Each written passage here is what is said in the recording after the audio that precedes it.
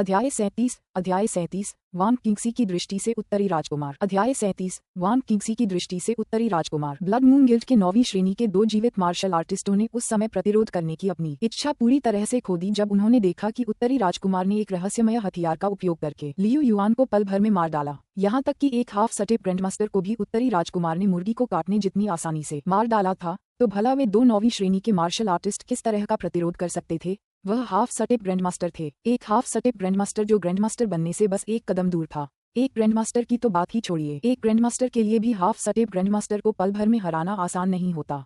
फिर भी उत्तर के राजकुमार ने, जिसके बारे में अफवाह थी कि वह बिल्कुल बेकार है, उसे पलक झपकते ही हरा दिया। राजकुमार, कृपया हमारी जान बख्श दीजिए। हम जैसे साधारण व्यक्ति को लियू युआन ने धमकाकर यहाँ आने के लिए मजबूर किया था। हमारा राजकुमार का विरोध करने का कोई इरादा नहीं था। उन्होंने विनती की, राजकुमार, दया कीजिए। यह विनम्र व्यक्ति ब्लड मून गिल्ड के छिपने के स्थानों को जानता है। यदि राजकुमार ब्लड मून गिल्ड का सफाया करना चाहते हैं तो यह विनम्र व्यक्ति मार्ग प्रशस्त कर सकता है। जब वे बात कर रहे थे, ब्लड मून गिल्ड के 9वीं श्रेणी के 2 मार्शल आर्टिस्ट लगातार सिर झुकाकर प्रणाम कर रहे थे। उनका खून पहले ही उनके बालों को आपस में जमा रहा था। इस दृश्य को देखकर वान किंगसी का दिल मिश्रित भावनाओं से भर गया। एक समय था जब वह सोचती थी कि 9वीं श्रेणी के मार्शल आर्टिस्ट बेहद शक्तिशाली होते हैं। खासकर जब वह खुद 9वीं श्रेणी की मार्शल आर्टिस्ट बन गई तो उसे विश्वास हो गया कि वह एक दिन अपनी ताकत से मिस्टी पवेलियन और वान परिवार से मुक्ति पा सकती है। लेकिन अब 9वीं कक्षा में होना बहुत ही मामूली बात लग रही थी। 9वीं कक्षा की तो बात ही छोड़िए, भविष्य में हाफ सटेप ग्रैंडमास्टर का दर्जा भी काफी गिर सकता है। इन्हीं विचारों के साथ वान किंगसी ने एक बार फिर लू चेन के हाथों में मौजूद काले डंडे पर नजर डाली। उस रहस्यमय हथियार के साथ कोई भी हाफ सटेप ग्रैंडमास्टर एक साधारण व्यक्ति से अलग नहीं होगा। यदि नॉर्थ प्रिंस मैंशन उसी प्रकार के हथियारों का बड़े पैमाने पर उत्पादन कर सके तो संपूर्ण मार्शल आर्ट जगत में उथल पुथल मच सकती है। इस समय वान किंगसी ने मानो मार्शल आर्ट की दुनिया के पतन और उत्तरी राजकुमार द्वारा पूरे महाद्वीप को एकजुट करने की भविष्यवाणी कर दी थी। उस समय ली फेंग ने लू चेन से कहा, राजकुमार, क्या हमें इन दोनों को अपने पास रखना चाहिए? शायद वे हमें ब्लड मून गिल्ड का पता लगाने में मदद कर सकें। कुछ देर सोचने के बाद लू चेन ने पूछा, जनरल ली, क्या आप गारंटी दे सकते हैं कि ये दोनों 9वीं श्रेणी के मार्शल आर्टिस्ट भाग नहीं जाएंगे? ली फेंग ने उत्तर दिया, महामहिम, हम उनकी पिपा हड्डियों को हुक से जकड़ सकते हैं ताकि वे अपनी क्षमताओं का उपयोग न कर सकें। लू चेन ने मुस्कुराते हुए कहा, जनरल ली, मैंने आपसे ये पूछा था कि क्या आप ये सुनिश्चित कर सकते हैं कि ये दोनों 9वीं श्रेणी के मार्शल आर्टिस्ट भाग न जाएं। ली फेंग चुप हो गया। बेशक वह इसकी गारंटी नहीं दे सकता था। अगर वे इन दोनों लोगों की पिपा हड्डियों को भी फंसा लेते हैं तब भी वे भागने के तरीके ढूंढ सकते हैं, क्योंकि वे 9वीं कक्षा के मार्शल आर्टिस्ट हैं। ली फेंग की चुप्पी देखकर लू चेन लगभग इस बात की पुष्टि कर सकता था कि ली फेंग भी उनके भागने को पूरी तरह से रोकने के बारे में आश्वस्त नहीं हो सकता था। हालांकि उनके साथ 9वीं श्रेणी के और आधे स्तर के ग्रैंडमास्टर मौजूद थे, लेकिन उनमें से एक वान किंगसी थे और दूसरे चू युकीन। वे उन्हें ब्लड मून गिल्ड के हथियारों की निगरानी के लिए नियुक्त नहीं कर सकते थे। अगर ली फेंग और बाकी लोग इन हथियारों को देखते रहें, जिनमें से ली फेंग 7वीं श्रेणी का है और बाकी सैनिक 3री और 4थी श्रेणी के हैं, तो हो सकता है कि वे उन्हें रोक न पाएं अगर ब्लड मून गिल्ड के हथियारे सचमुच भाग निकले।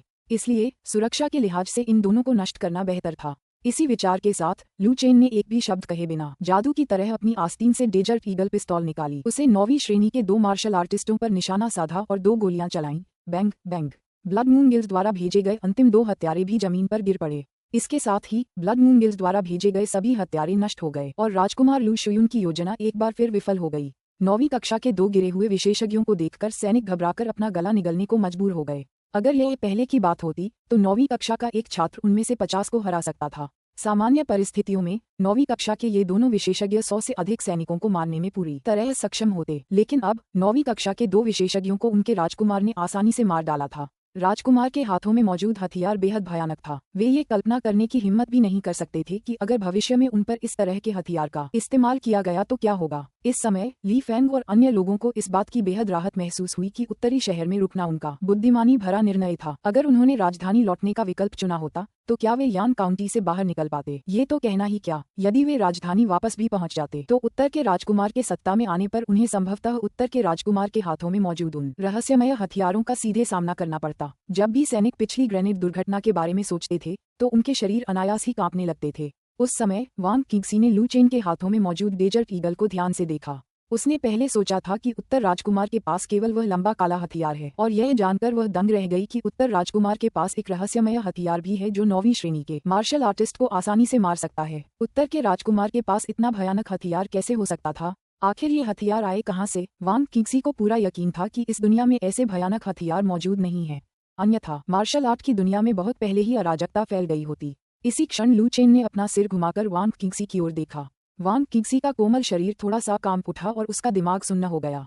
लू चेन की एक ही नज़र से वांग किंगसी भय से कांप उठी। उसके मन में उत्तर राजकुमार मृत्यु और रहस्य के देवता के समान बन गया था। लू चेन ने मुस्कुराते हुए कहा, किंगजी, तुम मिस्टी पवेलियन के लोगों से कैसे निपटोगी? लू चेन ने केवल वांग किंगसी को ही वश में किया था, इसलिए उसका मिस्टी पवेलियन के शेष लोगों को बख्शने का कोई इरादा नहीं था। जिन तत्वों को पूरी तरह से नियंत्रित नहीं किया जा सकता था, उन्हें पूरी तरह से समाप्त कर देना ही सबसे अच्छा था। वह अभी तक पूरी दुनिया का सामना करने के लिए पर्याप्त रूप से मजबूत नहीं हुआ था, इसलिए उसे अभी भी सावधानी और सतर्कता से काम करने की जरूरत थी। लू चेन का सवाल सुनकर वांग किंगसी ने तुरंत जवाब दिया, महामहिम, कृपया निश्चिंत रहें, मैंने मैडम चू की मदद से उन सभी का निपटारा कर दिया है। वांग किंगसी का जवाब सुनकर लू चेन कुछ हद तक हैरान रह गया।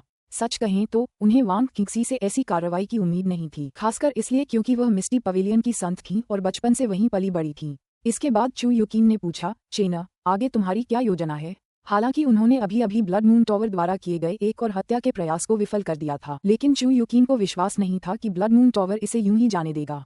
इस बार उनके वाइस टावर मास्टर की नॉर्थ प्रिंस मैंशन में मृत्यु हो गई थी और ब्लड मून टावर बदला लेने के लिए कुख्यात था।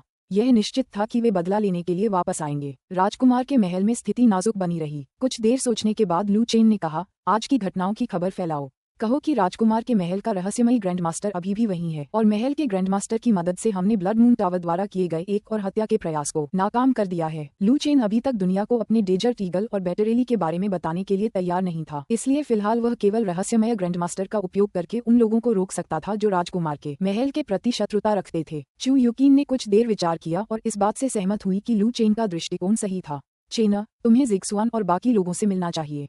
यहाँ सब कुछ हम पर छोड़ दो, उसने कहा। मुजिक्सुआन और झो परिवार की बहनें अभी भी सुरंग में थीं। संभवतः उन्हें हवेली के ऊपर हो रही हलचल का पता चल गया था और वे बहुत चिंतित थीं। इसलिए चू युकिन चाहती थी कि लू चेन पहले उनसे मिलकर उनका हालचाल ले। मुजिक्सुआन समेत तीनों महिलाएं गर्भवती थीं और उन्हें ज्यादा डरने की जरूरत नहीं है। लू चेन ने बस ठीक है कहा और फिर जाने के लिए मुड़ गया। एक ही समय पर राजकुमार के महल की सुरंग के अंदर मुजिक्सुआन और झो बहनें चिंता से सुरंग के ऊपरी हिस्से की ओर देखने लगीं। तब झो शियाजियाओ ने मुजिक्सुआन से कहा, बहन मु, राजकुमार ठीक हो जाएंगे, है ना? झो शियाजियाओ और झो यूयू ने अपने परिवार के विनाश का दर्द झेला था, इसलिए वे ऐसे मामलों को लेकर बेहद संवेदनशील थीं। वे अपने पुराने जीवन में वापस नहीं लौटना चाहती थीं। उनके लिए उत्तर राजकुमार ही उनका आकाश थे और अगर उत्तर राजकुमार को कुछ हो जाता तो उनकी दुनिया बिखर जाती। मुजिक्सुआन ने आश्वस्त करते हुए कहा, चिंता मत करो, राजकुमार बिल्कुल ठीक हो जाएगा। हालांकि मुजिक्सुआन ने पिछली बार लू चेन को 9वीं श्रेणी के मार्शल आर्टिस्ट की हत्या करने के लिए रहस्यमय हथियार का इस्तेमाल करते हुए व्यक्तिगत रूप से नहीं देखा था, लेकिन उसने बाद में अपने विश्वसनीय सहायकों से इसके बारे में सुना था। इसलिए उसे पूरा विश्वास था कि उसका जीवनसाथी कोई साधारण व्यक्ति नहीं है और वह ब्लड मून टावर से होने वाले हत्या के प्रयासों का आसानी से सामना कर लेगा। उन्हें बस यही इंतजार करना था। तभी एक लंबा और प्रभावशाली व्यक्ति सुरंग में दाखिल हुआ। लू चेन को देखते ही झो शियाजियाओ और झो यूयू बिना किसी झिझक के उसे गले लगाने के लिए दौड़ पड़ी। भगवान का शुक्र है महाराज, आप ठीक हैं। सिसकियां सिसकियां सिसकियां, तुमने हमें इतना डरा दिया कि हम मर ही गए। लू चेन ने झो यूयू और झो शियाजियाओ की पीठ थपथपाई और मुस्कुराते हुए कहा, ठीक है, बात खत्म, अब सब ठीक है। अध्याय 38 राजधानी शहर में अफवाहें। अध्याय 38 राजधानी शहर में अफवाहें। सुबह तड़के नॉर्थ सिटी की सैन्य बलों ने यान काउंटी को घेर लिया। सड़कों पर लगभग हर सड़क पर सैनिक आ जा रहे थे। ये दृश्य देखकर आम लोग इतने भयभीत हो गए कि वे जल्दी से अपने घरों की ओर भाग गए।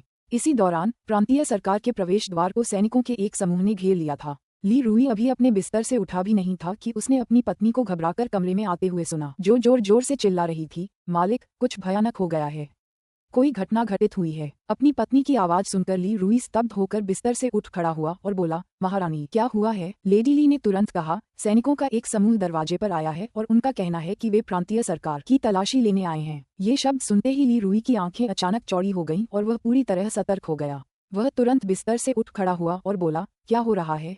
प्रांतीय सरकार के परिसर में सैनिक तलाशी क्यों ले रहे हैं? लेडी ली ने कहा, इस नौकर को पता नहीं क्या हुआ है महाराज, आपको जाकर देखना चाहिए, वे घर में घुसने ही वाले हैं। ली रुई ने कपड़े पहनने का समय भी नहीं लिया और जल्दबाजी में प्रांतीय सरकार के मुख्य द्वार की ओर चल पड़ा। इस समय ली रुई का दिल अत्यधिक भय से भरा हुआ था। वह सोच रहा था कि क्या उत्तरी राजकुमार उसके खिलाफ, प्रांत के राज्यपाल के खिलाफ कोई कार्रवाई करने वाला है, लेकिन फिर उसने सोचा कि उसने सैन्य शक्ति पहले ही सौंप दी थी और वह उत्तर के राजकुमार की निष्ठापूर्वक सेवा कर रहा था। उत्तर का राजकुमार उसके खिलाफ कोई कार्रवाई तो नहीं करेगा, भला क्या? अब वह खुद को उत्तरी राजकुमार का आदमी मानता था और भला कौन सा जागीरदार अपने ही लोगों के खिलाफ कार्रवाई करेगा? यदि प्रांत के गवर्नर को हटा दिया जाता है तो उत्तरी राजकुमार के लिए उत्तरी शहर में विभिन्न शक्ति समूहों को दबाना और भी मुश्किल हो जाएगा। कुछ ही देर में ली रुई प्रांतीय सरकार के प्रवेश द्वार पर प्रकट हुए। ये देखकर कि सैनिकों का नेतृत्व करने वाला अधिकारी कोई जाना पहचाना व्यक्ति था, ली रुई ने राहत की सांस ली और पूछा, कैप्टन वू, ये सब क्या है? वू होंग ने मुस्कुराते हुए कहा, ली स्वामी, कृपया दखलंदाजी के लिए क्षमा करें। कल रात ब्लड मून टावर के एक हत्यारे ने राजकुमार पर हमला किया था। कहा जाता है कि कई हत्यारे भाग निकले। राजकुमार ने पूरे शहर में तलाशी का आदेश दिया है। किसी के भी घर को नजरअंदाज नहीं किया जा सकता। ये सुनकर ली रुई का चेहरा बदल गया और उसने तुरंत पूछा, राजकुमार ठीक है ना? वू होंग ने उत्तर दिया, ली स्वामी, निश्चिंत रहें। राजकुमार के महल के रहस्यमय ग्रैंडमास्टर की बदौलत राजकुमार केवल भयभीत हुए थे, उन्हें कोई चोट नहीं आई है। इस जानकारी से राहत पाकर ली रुई ने चैन की सांस ली। अगर उत्तरी राजकुमार मारा गया होता तो प्रांत के गवर्नर होने के नाते वह भी इसमें फंस सकता था। तब ली रुई ने कहा, ठीक है, अपनी खोज जारी रखो। वू होंग ने झुककर कहा, आपकी समझदारी के लिए धन्यवाद। उसके बाद वू होंग ने सैनिकों को प्रांतीय सरकार के परिसर में ले जाकर संक्षिप्त तलाशी ली और फिर अगले आवास की ओर बढ़ गया। जल्द ही उत्तरी राजकुमार पर हुए जानलेवा हमले की खबर पूरे यान काउंटी में फैल गई। यान काउंटी में लगभग हर कोई ब्लड मून टावर के व्यक्तियों द्वारा उत्तरी राजकुमार पर किए गए हत्या के प्रयास के बारे में जानता था और यह भी कि कैसे उत्तरी राजकुमार हवेली के रहस्यमय ग्रैंडमास्टर द्वारा इसे विफल कर दिया गया था। हालांकि उत्तरी राजकुमार को एक अप्रभावी राजकुमार माना जाता था, फिर भी वह एक राजकुमार था और एक राजकुमार की हत्या का प्रयास निश्चित रूप से एक बड़ी घटना थी। ये खबर तेजी से राजधानी शहर में फैल गई। प्रिंस लू शुयुन का निवास। वांग किंगसी का कबूतर पत्र देखकर लू शुयुन क्रोधित हो उठा। उसने हाथ उठाकर मेज पर रखी सारी चीजें फर्श पर बिखेर दी और फिर अपने सामने रखी मेज को उलट दिया। लू शुयुन ने कमरे में मौजूद हर उस चीज को तोड़ना शुरू कर दिया जिसे तोड़ा जा सकता था, जिसके चलते अध्ययन कक्ष में खड़खड़ाहट की आवाजें गूंज उठीं। कचरा, कचरा, ढेर सारा कचरा। 9वीं श्रेणी के 6 मार्शल आर्टिस्ट और एक हाफ सटेप ग्रैंडमास्टर, फिर भी वे एक बेकार अपाहिज को भी नहीं मार सकते। तुम किस काम के हो? लू शुयुन की आवाज सुनते ही कमरे में मौजूद सभी नौकरानियां एक तरफ खड़ी हो गईं, कांपने लगीं और जोर से सांस लेने की भी हिम्मत नहीं कर रही थीं। लू शुयुन को सचमुच विश्वास नहीं हो रहा था कि यह ऑपरेशन वास्तव में विफल हो गया था। भले ही रहस्यमय ग्रैंडमास्टर अभी भी नॉर्थ प्रिंस मैंशन में मौजूद थे, लेकिन ब्लड मून टावर के हाफ सटेप ग्रैंडमास्टर की मौजूदगी में वे उन्हें कुछ समय के लिए रोक सकते थे, जिससे अन्य 9वीं श्रेणी के योद्धाओं को लू चेन को मारने का अवसर मिल जाता। लेकिन ब्लड मून टावर वास्तव में विफल हो गया था। ब्लड मून टावर के लोग न केवल असफल रहे, बल्कि मिस्टी पवेलियन द्वारा भेजे गए लगभग सभी लोग मारे गए। केवल वांग किंगसी ही बचकर निकली, जो कथित तौर पर गंभीर रूप से घायल है और यान काउंटी में छिपकर जीवन के लिए संघर्ष कर रही है। लू शुयुन को ऐसा लग रहा था मानो गुस्से से उसके फेफड़े फट जाएंगे। उसने हमेशा सोचा था कि उस निकम्मे लू चेन से छुटकारा पाना एक आसान काम होगा, लेकिन अब वह लगातार 2 बार असफल हो चुका था। इन 2 असफलताओं के बाद भविष्य में नॉर्थ प्रिंस मैंशन पर दोबारा हमला करने का प्रयास शायद उतना आसान नहीं होगा। अन्य शक्तियां मूर्ख नहीं है। ब्लड मून टावर जैसे पेशेवर हत्या संगठन भी विफल हो गए थे, इसलिए ये बहुत संभव है कि अन्य हत्यारे संगठन उसके मिशन को अस्वीकार कर देंगे। जैसे ही लू शुयुन चीजों को तोड़कर अपनी असंतुष्टि व्यक्त कर रहा था, तभी एक नौकर जल्दी से अंदर घुस आया। महामहिम, कुछ भयानक घटित हुआ है। यह एक बड़ी आपदा है। लू शुयुन पहले से ही गुस्से में था और नौकर को घबराते हुए देखकर उसका गुस्सा और बढ़ गया। उसने नौकर को लात मारी, जिससे वह दीवार से जा टकराया। सौभाग्य से उसकी ताकत बहुत अधिक नहीं थी और उसने नौकर को लात मारकर जान से नहीं मारा। मुंह भर खून थूकने के बाद नौकर जल्दी से उठा और बोला, महाराज, पूरी राजधानी में यह अफवाह फैल रही है कि आपने ब्लड मून टावर के हत्यारों को उत्तरी राजकुमार की हत्या करने के लिए भेजा है, ताकि दक्षिण के कुलीन परिवारों को उत्तराधिकार विवाद में केवल आपका समर्थन करने के लिए मजबूर किया जा सके। ये सुनकर लू शुयुन एक पल के लिए स्तब्ध रह गई, फिर एकदम स्थिर खड़ी हो गई। उसने झट से खुद को संभाला और पल भर में उसका चेहरा गुस्से से लाल हो गया। मेरे वे अच्छे भाई सचमुच हर संभव अवसर का लाभ उठा रहे हैं। राजनीति में आप क्या कर सकते हैं, यह आपको घोषित नहीं करना चाहिए, और आप क्या घोषित करते हैं, यह आप नहीं कर सकते। हालांकि शाही भाइयों के बीच भाई की हत्या एक काफी आम घटना है, लेकिन ये किसी भी राजवंश के लिए वर्जित है। बेशक लोग जानते थे कि राजकुमार लू शुयुन ही राजकुमार लू चेन को खत्म करने के लिए सबसे ज्यादा उत्सुक थे। उनके मातृवंश दोनों ही दक्षिण के कुलीन परिवारों से थे, जो उत्तराधिकार के संघर्ष में केवल एक ही राजकुमार का समर्थन कर सकते थे। लेकिन ऐसे मामलों को सार्वजनिक रूप से चर्चा किए बिना ही गुप्त रखा जाना चाहिए, क्योंकि शाही भाइयों द्वारा हत्या में शामिल होना शर्मनाक होगा। यदि शाही परिवार के लिए ऐसी बातें वर्जित थीं, तो राजधानी में उनके द्वारा राजकुमार लू चेन की हत्या के लिए लोगों को भेजने की अफवाहें क्यों फैली? स्पष्टतः इसके पीछे कोई और राजकुमार था, जिसका उद्देश्य उसे युवराज की उपाधि की दौड़ से अयोग्य ठहराना था। राजधानी शहर में फैली अफवाहों के बारे में सुनने के बाद लू शुयुन, जो अभी अभी लू चेन से छुटकारा पाने के बारे में सोच रही थी, अब खुद को ऐसी स्थिति में पा रही थी जहां वह उसके खिलाफ कोई कार्रवाई नहीं कर सकती थी। यह ऐसी राजनीति है जिसमें वह काम किया जाता है जिसके बारे में बात नहीं की जानी चाहिए। अब जबकि अफवाहें फैल चुकी हैं, अगर वह लू चेन को मारने के लिए किसी को भेजता है और लू चेन की मौत हो जाती है, तो यह अनिवार्य रूप से उसके अपराध की पुष्टि कर देगा। भले ही लू चेन की मौत उसके हाथों न हुई हो, लेकिन अन्य राजकुमारों का समर्थन करने वाले दरबारी अधिकारी यही कहेंगे कि यह उसी का काम था और आम लोग भी यही मानेंगे कि उसने राजकुमार लू चेन की हत्या की थी। उस स्थिति में वह युवराज पद के लिए चुनाव लड़ने की अपनी पात्रता पूरी तरह से खो देगा। लू शुयुन ने अपने दिल में अनिच्छा से भरकर मुठियां भींच लीं। क्या उसे उस निकम्मे आदमी को यूं ही जाने देना चाहिए था? हत्या के पहले और दूसरे प्रयास मुख्य रूप से उनके अपने राजनीतिक उद्देश्यों के लिए थे, लेकिन इस समय लू शुयुन इतना क्रोधित था कि उसने राजनीतिक रूप से सोचना बंद कर दिया। वह केवल लू चेन से छुटकारा पाना चाहता था। बेशक यह महज एक क्षणिक व्यक्तिगत भावना थी और लू शुयुन जल्द ही शांत हो गई। बहरहाल फिलहाल वह लू चेन के खिलाफ कोई कार्रवाई नहीं कर सका। इस समय लू शुयुन ने अपना सिर घुमाकर अध्ययन कक्ष में रखी किताबों की अलमारी की ओर देखा और उसकी ओर इशारा करते हुए कहा, तुरंत वांग किंगसी को संदेश भेजो। उसे बताओ कि वह उत्तरी शहर में छिपकर रहते हुए अपनी चोटों से उबर जाए। फिलहाल कोई कार्रवाई न करे। लू शुयुन के शब्द समाप्त होते ही एक परछाई खिड़की से बाहर निकली और अध्ययन कक्ष से चली गई। अध्याय 39 चू परिवार की संकटपूर्ण स्थिति। अध्याय 39 चू परिवार की संकटपूर्ण स्थिति। राजधानी शहर, शाही महल, राजसी उद्यान। पीले रंग के ड्रैगन वस्त्र पहने सुम सम्राट मंडप में बैठे अपने हाथों में रखी सुगंधित चाय का बड़े ही नाजुकता से आनंद ले रहे थे। इसी क्षण कवचधारी एक सैनिक अचानक उसके पीछे प्रकट हुआ। महाराज, आपके सेवक ने पुष्टि की है कि राजकुमार लू यी ने ही ये अफवाहें फैलाई थी कि राजकुमार शुयुन ने राजकुमार लू चेन की हत्या के लिए लोगों को भेजा था। ये सुनकर सुम सम्राट के हाथों में मौजूद चाय का प्याला पल भर में टूट गया और उन्होंने ठंडी सी आवाज में कहा, मेरे बच्चे सचमुच बहुत बेचैन हो रहे हैं। क्या वे सब मेरी जल्द मृत्यु की कामना कर रहे हैं?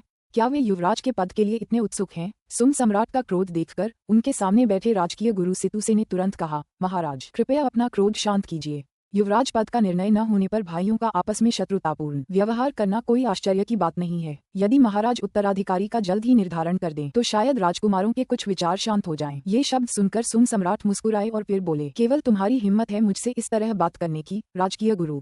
अगर किसी और ने युवराज को पहले ही स्थापित करने का सुझाव दिया होता तो मैं उसे 100 कोड़े लगवा देता।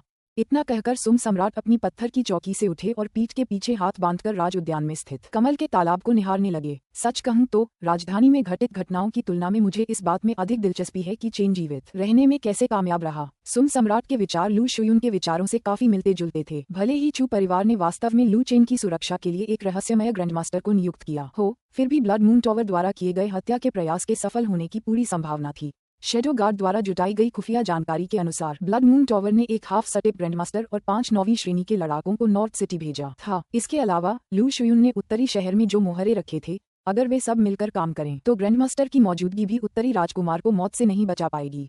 फिर भी उत्तरी राजकुमार बच गया था। इससे सुम सम्राट को संदेह होने लगा कि क्या उत्तर राजकुमार के बगल में बैठा रहस्यमय ग्रैंडमास्टर वास्तव में इतना ही सरल था। इसी क्षण सितुसे ने कहा, शायद राजकुमार लू चेन इसलिए बच पाए क्योंकि उनके भाग्य में अभी उनकी मृत्यु न होना लिखा था। किस्मत ने अपना खेल खेला। सुम सम्राट ने उदासीनता से कहा, बस बहुत हो गया, यह नाटक अब समाप्त होना चाहिए। चूंकि चू परिवार ने हाल ही में चेन से संपर्क करने के लिए उत्तर शहर में किसी को नहीं भेजा है, इसलिए उसे वहां अपनी मर्जी से करने दो। अब मैं उसके मामलों में पूछताछ करने की योजना नहीं बना रहा हूँ।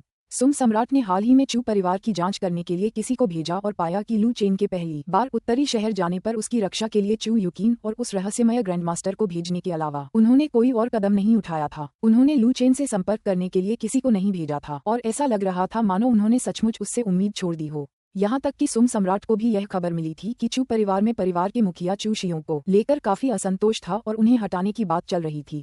अपनी खुद की परेशानियों में उलझे चू शियों को स्वाभाविक रूप से उत्तर शहर में दूर रह रहे लू चेन के बारे में चिंता करने में कोई दिलचस्पी नहीं थी। इसके बाद सुम सम्राट ने अपने बगल में खड़े लाल वस्त्रधारी हिजड़े को आदेश दिया, मेरा फरमान जारी करो। अफवाहें फैलाने और शाही परिवार की गरिमा को धूमिल करने के लिए राजकुमार लू यी को 3 महीने के लिए कैद किया जाता है। राजकुमार शुयुन की बात करें तो इस पर सुम सम्राट एक क्षण के लिए रुके, फिर बोले, श्रीमान लियू, बाद में जाकर राजकुमार शुयुन से संयम बरतने के लिए कहिए। ये सुनकर सुम सम्राट के सामने खड़े लाल वस्त्रधारी हिजड़े ने तुरंत उत्तर दिया, जी महाराज। इसके बाद श्री लियू शाही महल से निकलकर राजकुमार लू यी और राजकुमार शुयुन के आवासों की ओर फरमान सौंपने के लिए रवाना हुए। इस दौरान दक्षिण सुफेद शहर चू परिवार सफेद बालों वाला एक बूढ़ा व्यक्ति आंगन में बैठा था और अपने हाथों में मौजूद पत्र को बार बार ध्यान से पढ़ रहा था। तभी नीले रंग की ऊनी पोशाक पहने एक अधेड़ उम्र का व्यक्ति परिसर में दाखिल हुआ। पिताजी, क्या आपने यह नहीं कहा था कि हम उत्तर राजकुमार के महल के मामलों को कुछ समय के लिए नजरअंदाज कर देंगे? आप युकीन को वापस क्यों नहीं आने दे रहे हैं? और आपने चुपके से उत्तर राजकुमार की सुरक्षा के लिए एक ग्रैंडमास्टर को नियुक्त कर रखा है। XXX चू होंगफेई नामक व्यक्ति चू शियोंग का पुत्र है और वह लू चेन का चाचा भी है। चू होंगफेई को ये जानकर बहुत बुरा लगा कि उत्तरी राजकुमार के महल में एक रहस्यमय ग्रैंडमास्टर है। हालांकि लू चेन उसका भतीजा था, लेकिन लू चेन से उसका बहुत कम लेना देना था और उसके प्रति उसके मन में कोई स्नेह तो था ही नहीं। इसके अलावा जिस महिला से वह प्यार करता था वह हमेशा उत्तरी राजकुमार के साथ ही रही थी, जिससे चू होंगफेई और भी दुखी हो गया। जिस महिला से वह प्यार करता था वह स्वाभाविक रूप से चू यूकिन थी। अपने बेटे के सवालों का सामना करते हुए चू शियोंग एक पल के लिए चुप हो गया, फिर पलटवार करते हुए बोला, होंगफेई, क्या तुम्हें सच में लगता है कि नॉर्थ प्रिंस मैंशन में मौजूद ग्रैंडमास्टर को मैंने भेजा था? चू शियोंग की बातें सुनकर चू होंगफेई चौंक गया। फिर उसने कहा, तुम्हारे अलावा और कौन एक निकम्मे राजकुमार की रक्षा के लिए एक ग्रैंडमास्टर को भेजेगा? चू होंगफेई के विचार में चू शियोंग को संभवतः इस बात की चिंता थी कि उनका पोता लू चेन घायल हो जाएगा, इसलिए उन्होंने वहां एक ग्रैंडमास्टर को भेजा। उस समय चू शियोंग ने आह भरी और कहा, वास्तव में मैंने उत्तरी राजकुमार की रक्षा के लिए एक ग्रैंडमास्टर को भेजने पर विचार किया था, लेकिन राजधानी में हाल की गतिविधियों के बारे में सोचकर मैंने अंततः उस विचार को त्याग दिया। मुझे भी इस बात का कोई अंदाजा नहीं है कि वह रहस्यमय ग्रैंडमास्टर कहाँ से आया था। यूकिन अपनी मर्जी से उत्तरी राजकुमार के साथ उत्तरी शहर गई थी। अब वह चू परिवार की बात नहीं सुनती है। इस बिंदु पर चू होंगफेई के चेहरे पर संदेह का भाव उभर आया और उसने तुरंत पूछा, पिताजी, आप मुझसे झूठ तो नहीं बोल रहे होंगे? अगर यह आपके आदेश से नहीं होता तो यूकिन भला एक निकम्मे, कुछ न जानने वाले व्यक्ति का अनुसरण कैसे कर सकती थी? मुझे इस पर विश्वास नहीं होता। चू शियोंग ने निराशा भरे स्वर में कहा, इस समय सुम सम्राट की कार्रवाई निरंतर जारी है। राजधानी में शाही रक्षकों के प्रमुख को बार बार बदला जा रहा है, यहाँ तक कि झोउ वांगटियन को भी मार डाला गया है। मुचांगटियन को राजधानी में कैद कर लिया गया है और यह स्पष्ट है कि सुम सम्राट कुलीन परिवारों पर हमला करने वाले हैं। ऐसे समय में मैं उत्तरी राजकुमार से अधिक संपर्क रखने की हिम्मत कैसे कर सकता हूँ? क्या आपको सच में लगता है कि मैं बूढ़ा हो गया हूँ और चाहता हूँ कि सुम सम्राट की तलवार हम पर और भी जल्दी गिरे? यूकिन के बारे में मैं तुम्हें सलाह देता हूँ, बेटे, जितनी जल्दी हो सके हार मान लो। हालांकि उसके पति की मृत्यु उसी दिन हो गई थी जिस दिन उसने वांग परिवार में शादी की थी, फिर भी उसे वांग परिवार की बहू ही माना जाता है। चू शियोंग की बातें सुनकर चू होंगफेई ने सोच समझकर कहा, पिताजी, अगर आपने वाकई किसी ग्रैंडमास्टर को नॉर्थ सिटी नहीं भेजा था तो ये तर्कसंगत है कि कोई ग्रैंडमास्टर नॉर्थ प्रिंस की रक्षा नहीं करेगा, है ना? चू शियोंग ने अपनी सफेद होती दाढ़ी पर हाथ फेरा और फिर कहा, जब मैंने पहली बार यह संदेश देखा तो मैं भी बहुत हैरान था। हालांकि मुझे अभी अभी राजधानी से खबर मिली है और ऐसा लगता है कि इस मामले का राजकुमार लू यी से कुछ संबंध हो सकता है। ये कहते हुए चू शियोंग ने अपने हाथ में पकड़ा पत्र चू होंगफेई को सौंप दिया। चू होंगफेई ने पत्र उठाया और उस पर एक नजर डाली। उसके चेहरे के भाव बार बार बदलते रहे। फिर उसने कहा, पिताजी, क्या आपको लगता है कि राजकुमार लू यी ही वह व्यक्ति है जिसने ग्रैंडमास्टर को उत्तरी राजकुमार की रक्षा के लिए भेजा है और इस तरह हमारे चू परिवार को अपनी तरफ खींचने की कोशिश कर रहा है? चू शियोंग ने उदासीनता से कहा, चू परिवार को जीतना नहीं बल्कि मुझे जीतना है। चू होंगफेई के हाथ में जो पत्र था वह राजधानी शहर में स्थित चू परिवार के एक जासूस द्वारा भेजा गया था, जिसने पता लगाया था कि राजकुमार लू यी ने उत्तरी राजकुमार के बारे में कई बार खबरें फैलाई थीं, जिसमें राजधानी शहर में प्रसारित वह खबर भी शामिल थी जिसमें 8वें राजकुमार गुट द्वारा उत्तरी राजकुमार की हत्या का प्रयास करने की बात कही गई थी और यह खबर भी राजकुमार लू यी द्वारा ही फैलाई गई थी। ऐसा प्रतीत होता था कि राजकुमार लू यी उत्तरी राजकुमार की रक्षा कर रहे थे, लेकिन चू शियोंग मूर्ख नहीं था।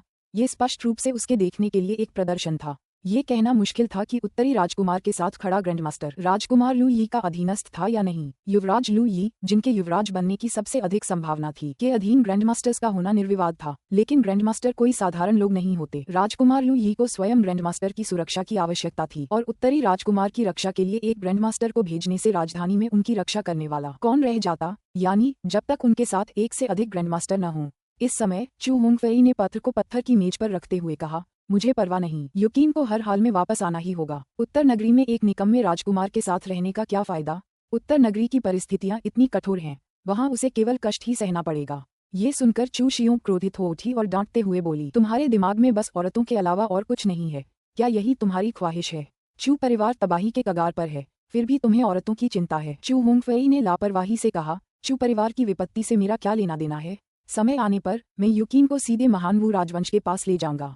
चू होंगफेई की बातें सुनकर चू शियोंग गुस्से से लगभग घुट ही गया। निकल जाओ, यहाँ से तुरंत निकल जाओ, चू शियोंग ने गुस्से से चिल्लाते हुए कहा। चू शियोंग को क्रोधित देखकर चू होंगफेई जल्दी से आंगन से निकल गया। चू होंगफेई के जाने के बाद चू शियोंग ने खाली आंगन की ओर देखा और गहरी आह भरते हुए कहा, युए, तुम्हारे पिता ने तुम्हारे साथ अन्याय किया है। मैं उस समय तुम्हारी रक्षा करने में असफल रहा और अब तो मैं तुम्हारे बच्चे की रक्षा के लिए किसी को भेजने की हिम्मत भी नहीं करता। अध्याय 40 शुभ संकेत। ये हैं अध्याय 40 शुभ संकेत। ये हैं शुभ संकेत। जैसे जैसे दिन बीतते गए, मुजिक्सवान की तीनों महिलाओं के पेट बड़े होते गए और जल्द ही प्रसव का समय नजदीक आ गया। जब से ये खबर फैली कि उत्तरी राजकुमार की हत्या ब्लड मून टॉवर द्वारा की गई थी और फिर एक रहस्यमय ग्रैंडमास्टर द्वारा उसे बचाया गया था, तब से उत्तरी शहर काफी अधिक स्थिर हो गया था। इससे कुछ ताकतों को यह एहसास हुआ कि उत्तरी राजकुमार के साथ मौजूद रहस्यमय ग्रैंडमास्टर स्थायी रूप से उसके साथ रह सकता है और उत्तरी राजकुमार की रक्षा कर सकता है। हालांकि उत्तरी राजकुमार अप्रभावी था, लेकिन उसके साथ मौजूद रहस्यमय ग्रैंडमास्टर को हल्के में नहीं लिया जा सकता था। इसके अलावा सुम सम्राट की चेतावनी के कारण राजकुमार लू शुयुन ने लू चेन के पीछे हथियारों को भेजना बंद कर दिया, बल्कि वान किंगसी को केवल उत्तरी शहर में लू चेन पर नजर रखने का निर्देश दिया और उत्तरी राजकुमार और चू परिवार के बीच किसी भी संपर्क की स्थिति में उसे तुरंत सूचित करने को कहा। इन महीनों के दौरान लू चेन उत्तरी शहर के मामलों में व्यस्त नहीं थे, क्योंकि इसका प्रबंधन अभी भी प्रीफेक्चर गवर्नर ली रूई द्वारा किया जा रहा था।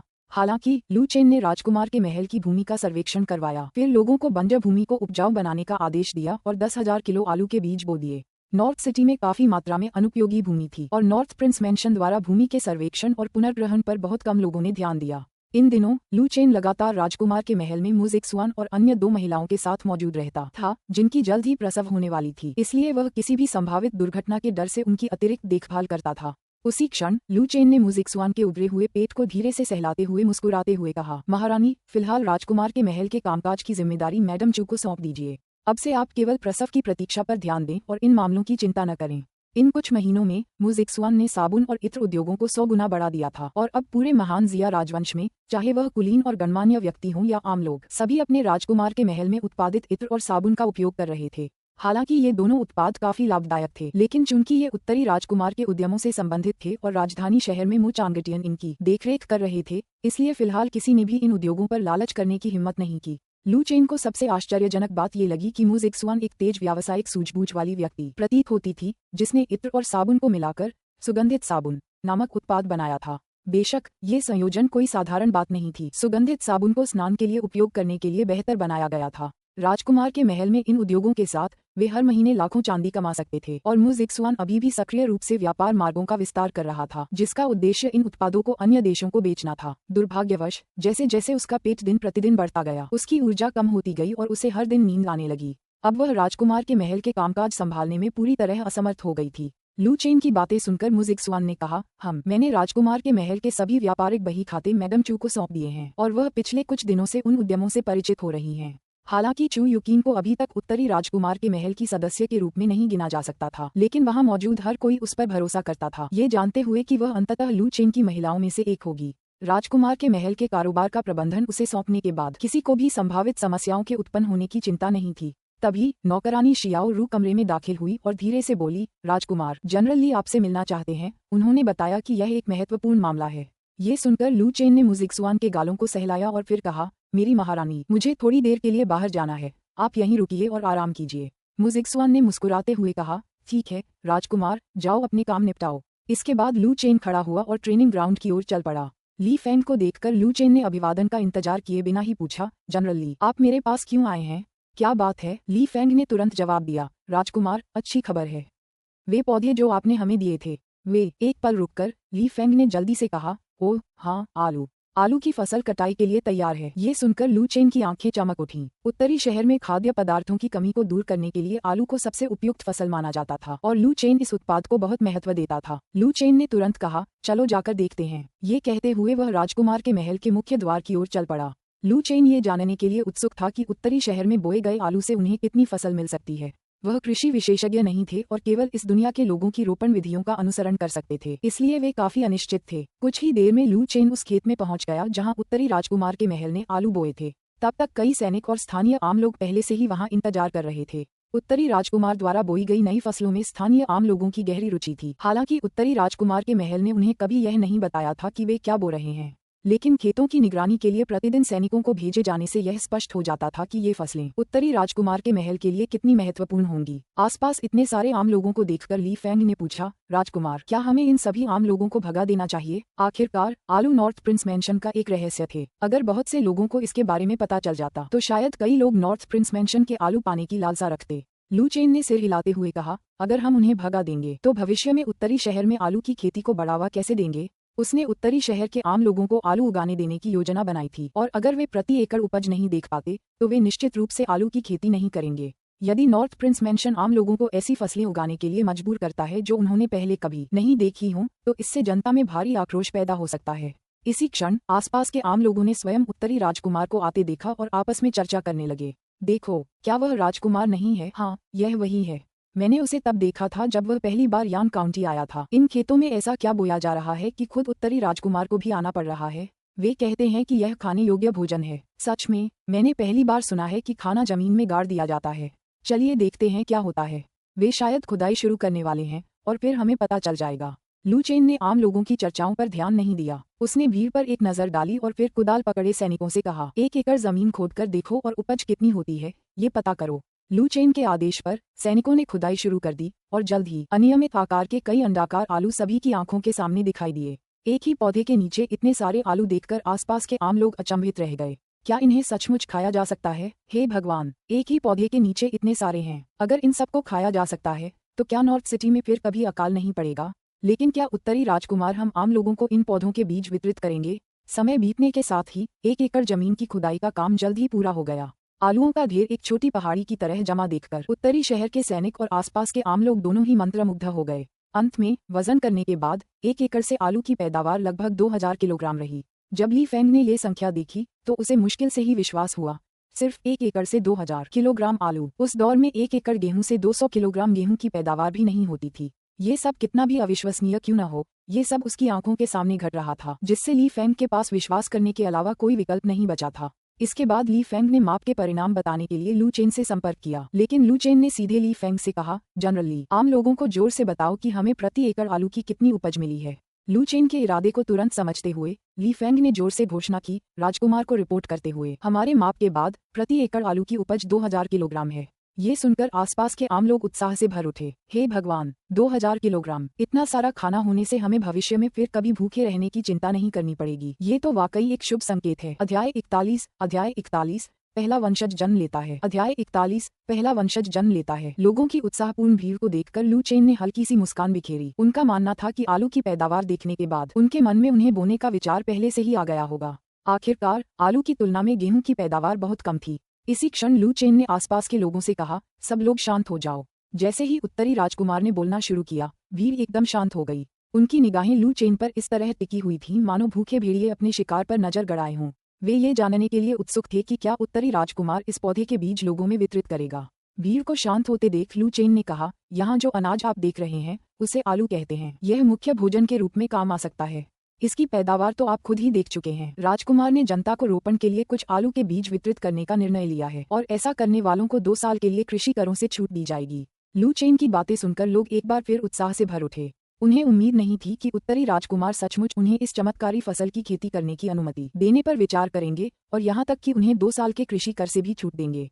फिर कुछ लोग खुद को रोक नहीं पाए और घुटने टेककर कृतज्ञता व्यक्त करते हुए लगातार लू चेन के सामने सिर झुकाते रहे। जनता के उत्साह को देखकर लू चेन समझ गया कि आलू को बढ़ावा देना शायद कोई बड़ी समस्या नहीं होगी। कुछ वर्षों बाद यदि उत्तरी शहर में कोई प्राकृतिक आपदा या संकट नहीं आया तो संभवतः वर्तमान जैसी गंभीर खाद्य संकट की स्थिति नहीं होगी। ठीक उसी समय जब लू चेन कुछ कहने ही वाला था, अचानक एक सिस्टम नोटिफिकेशन सुनाई दिया। मेजबान को उनके पहले बच्चे के जन्म पर बधाई। उन्हें 5000 brocade guard, 2 master level commander और हथियारों की गड़ाई तकनीक का बोनस पुरस्कार दिया गया है। मेजबान के जितने अधिक संतान होंगे, पुरस्कार उतने ही अधिक मूल्यवान होंगे, जिनमें विभिन्न आधुनिक प्रौद्योगिकियां, कारखाने और यहाँ तक कि औद्योगिक उत्पादन लाइनें भी शामिल होंगी। इस अप्रत्याशित सिस्टम की आवाज सुनकर लू चेन दंग रह गया। उसने कभी सोचा भी नहीं था कि राजकुमार के महल को छोड़ने के कुछ ही समय बाद उसका एक बच्चा होगा, लेकिन इसमें कोई शक नहीं कि मुज इक्सवान ने बच्चे को जन्म दिया होगा। उसी क्षण जब वह राजकुमार के महल में वापस जाने की तैयारी कर रहा था, महल से एक भरोसेमंद सहायक उत्तेजित होकर उसकी ओर दौड़ा और चिल्लाया, राजकुमार, राजकुमार, राजकुमारी बच्चे को जन्म देने वाली हैं।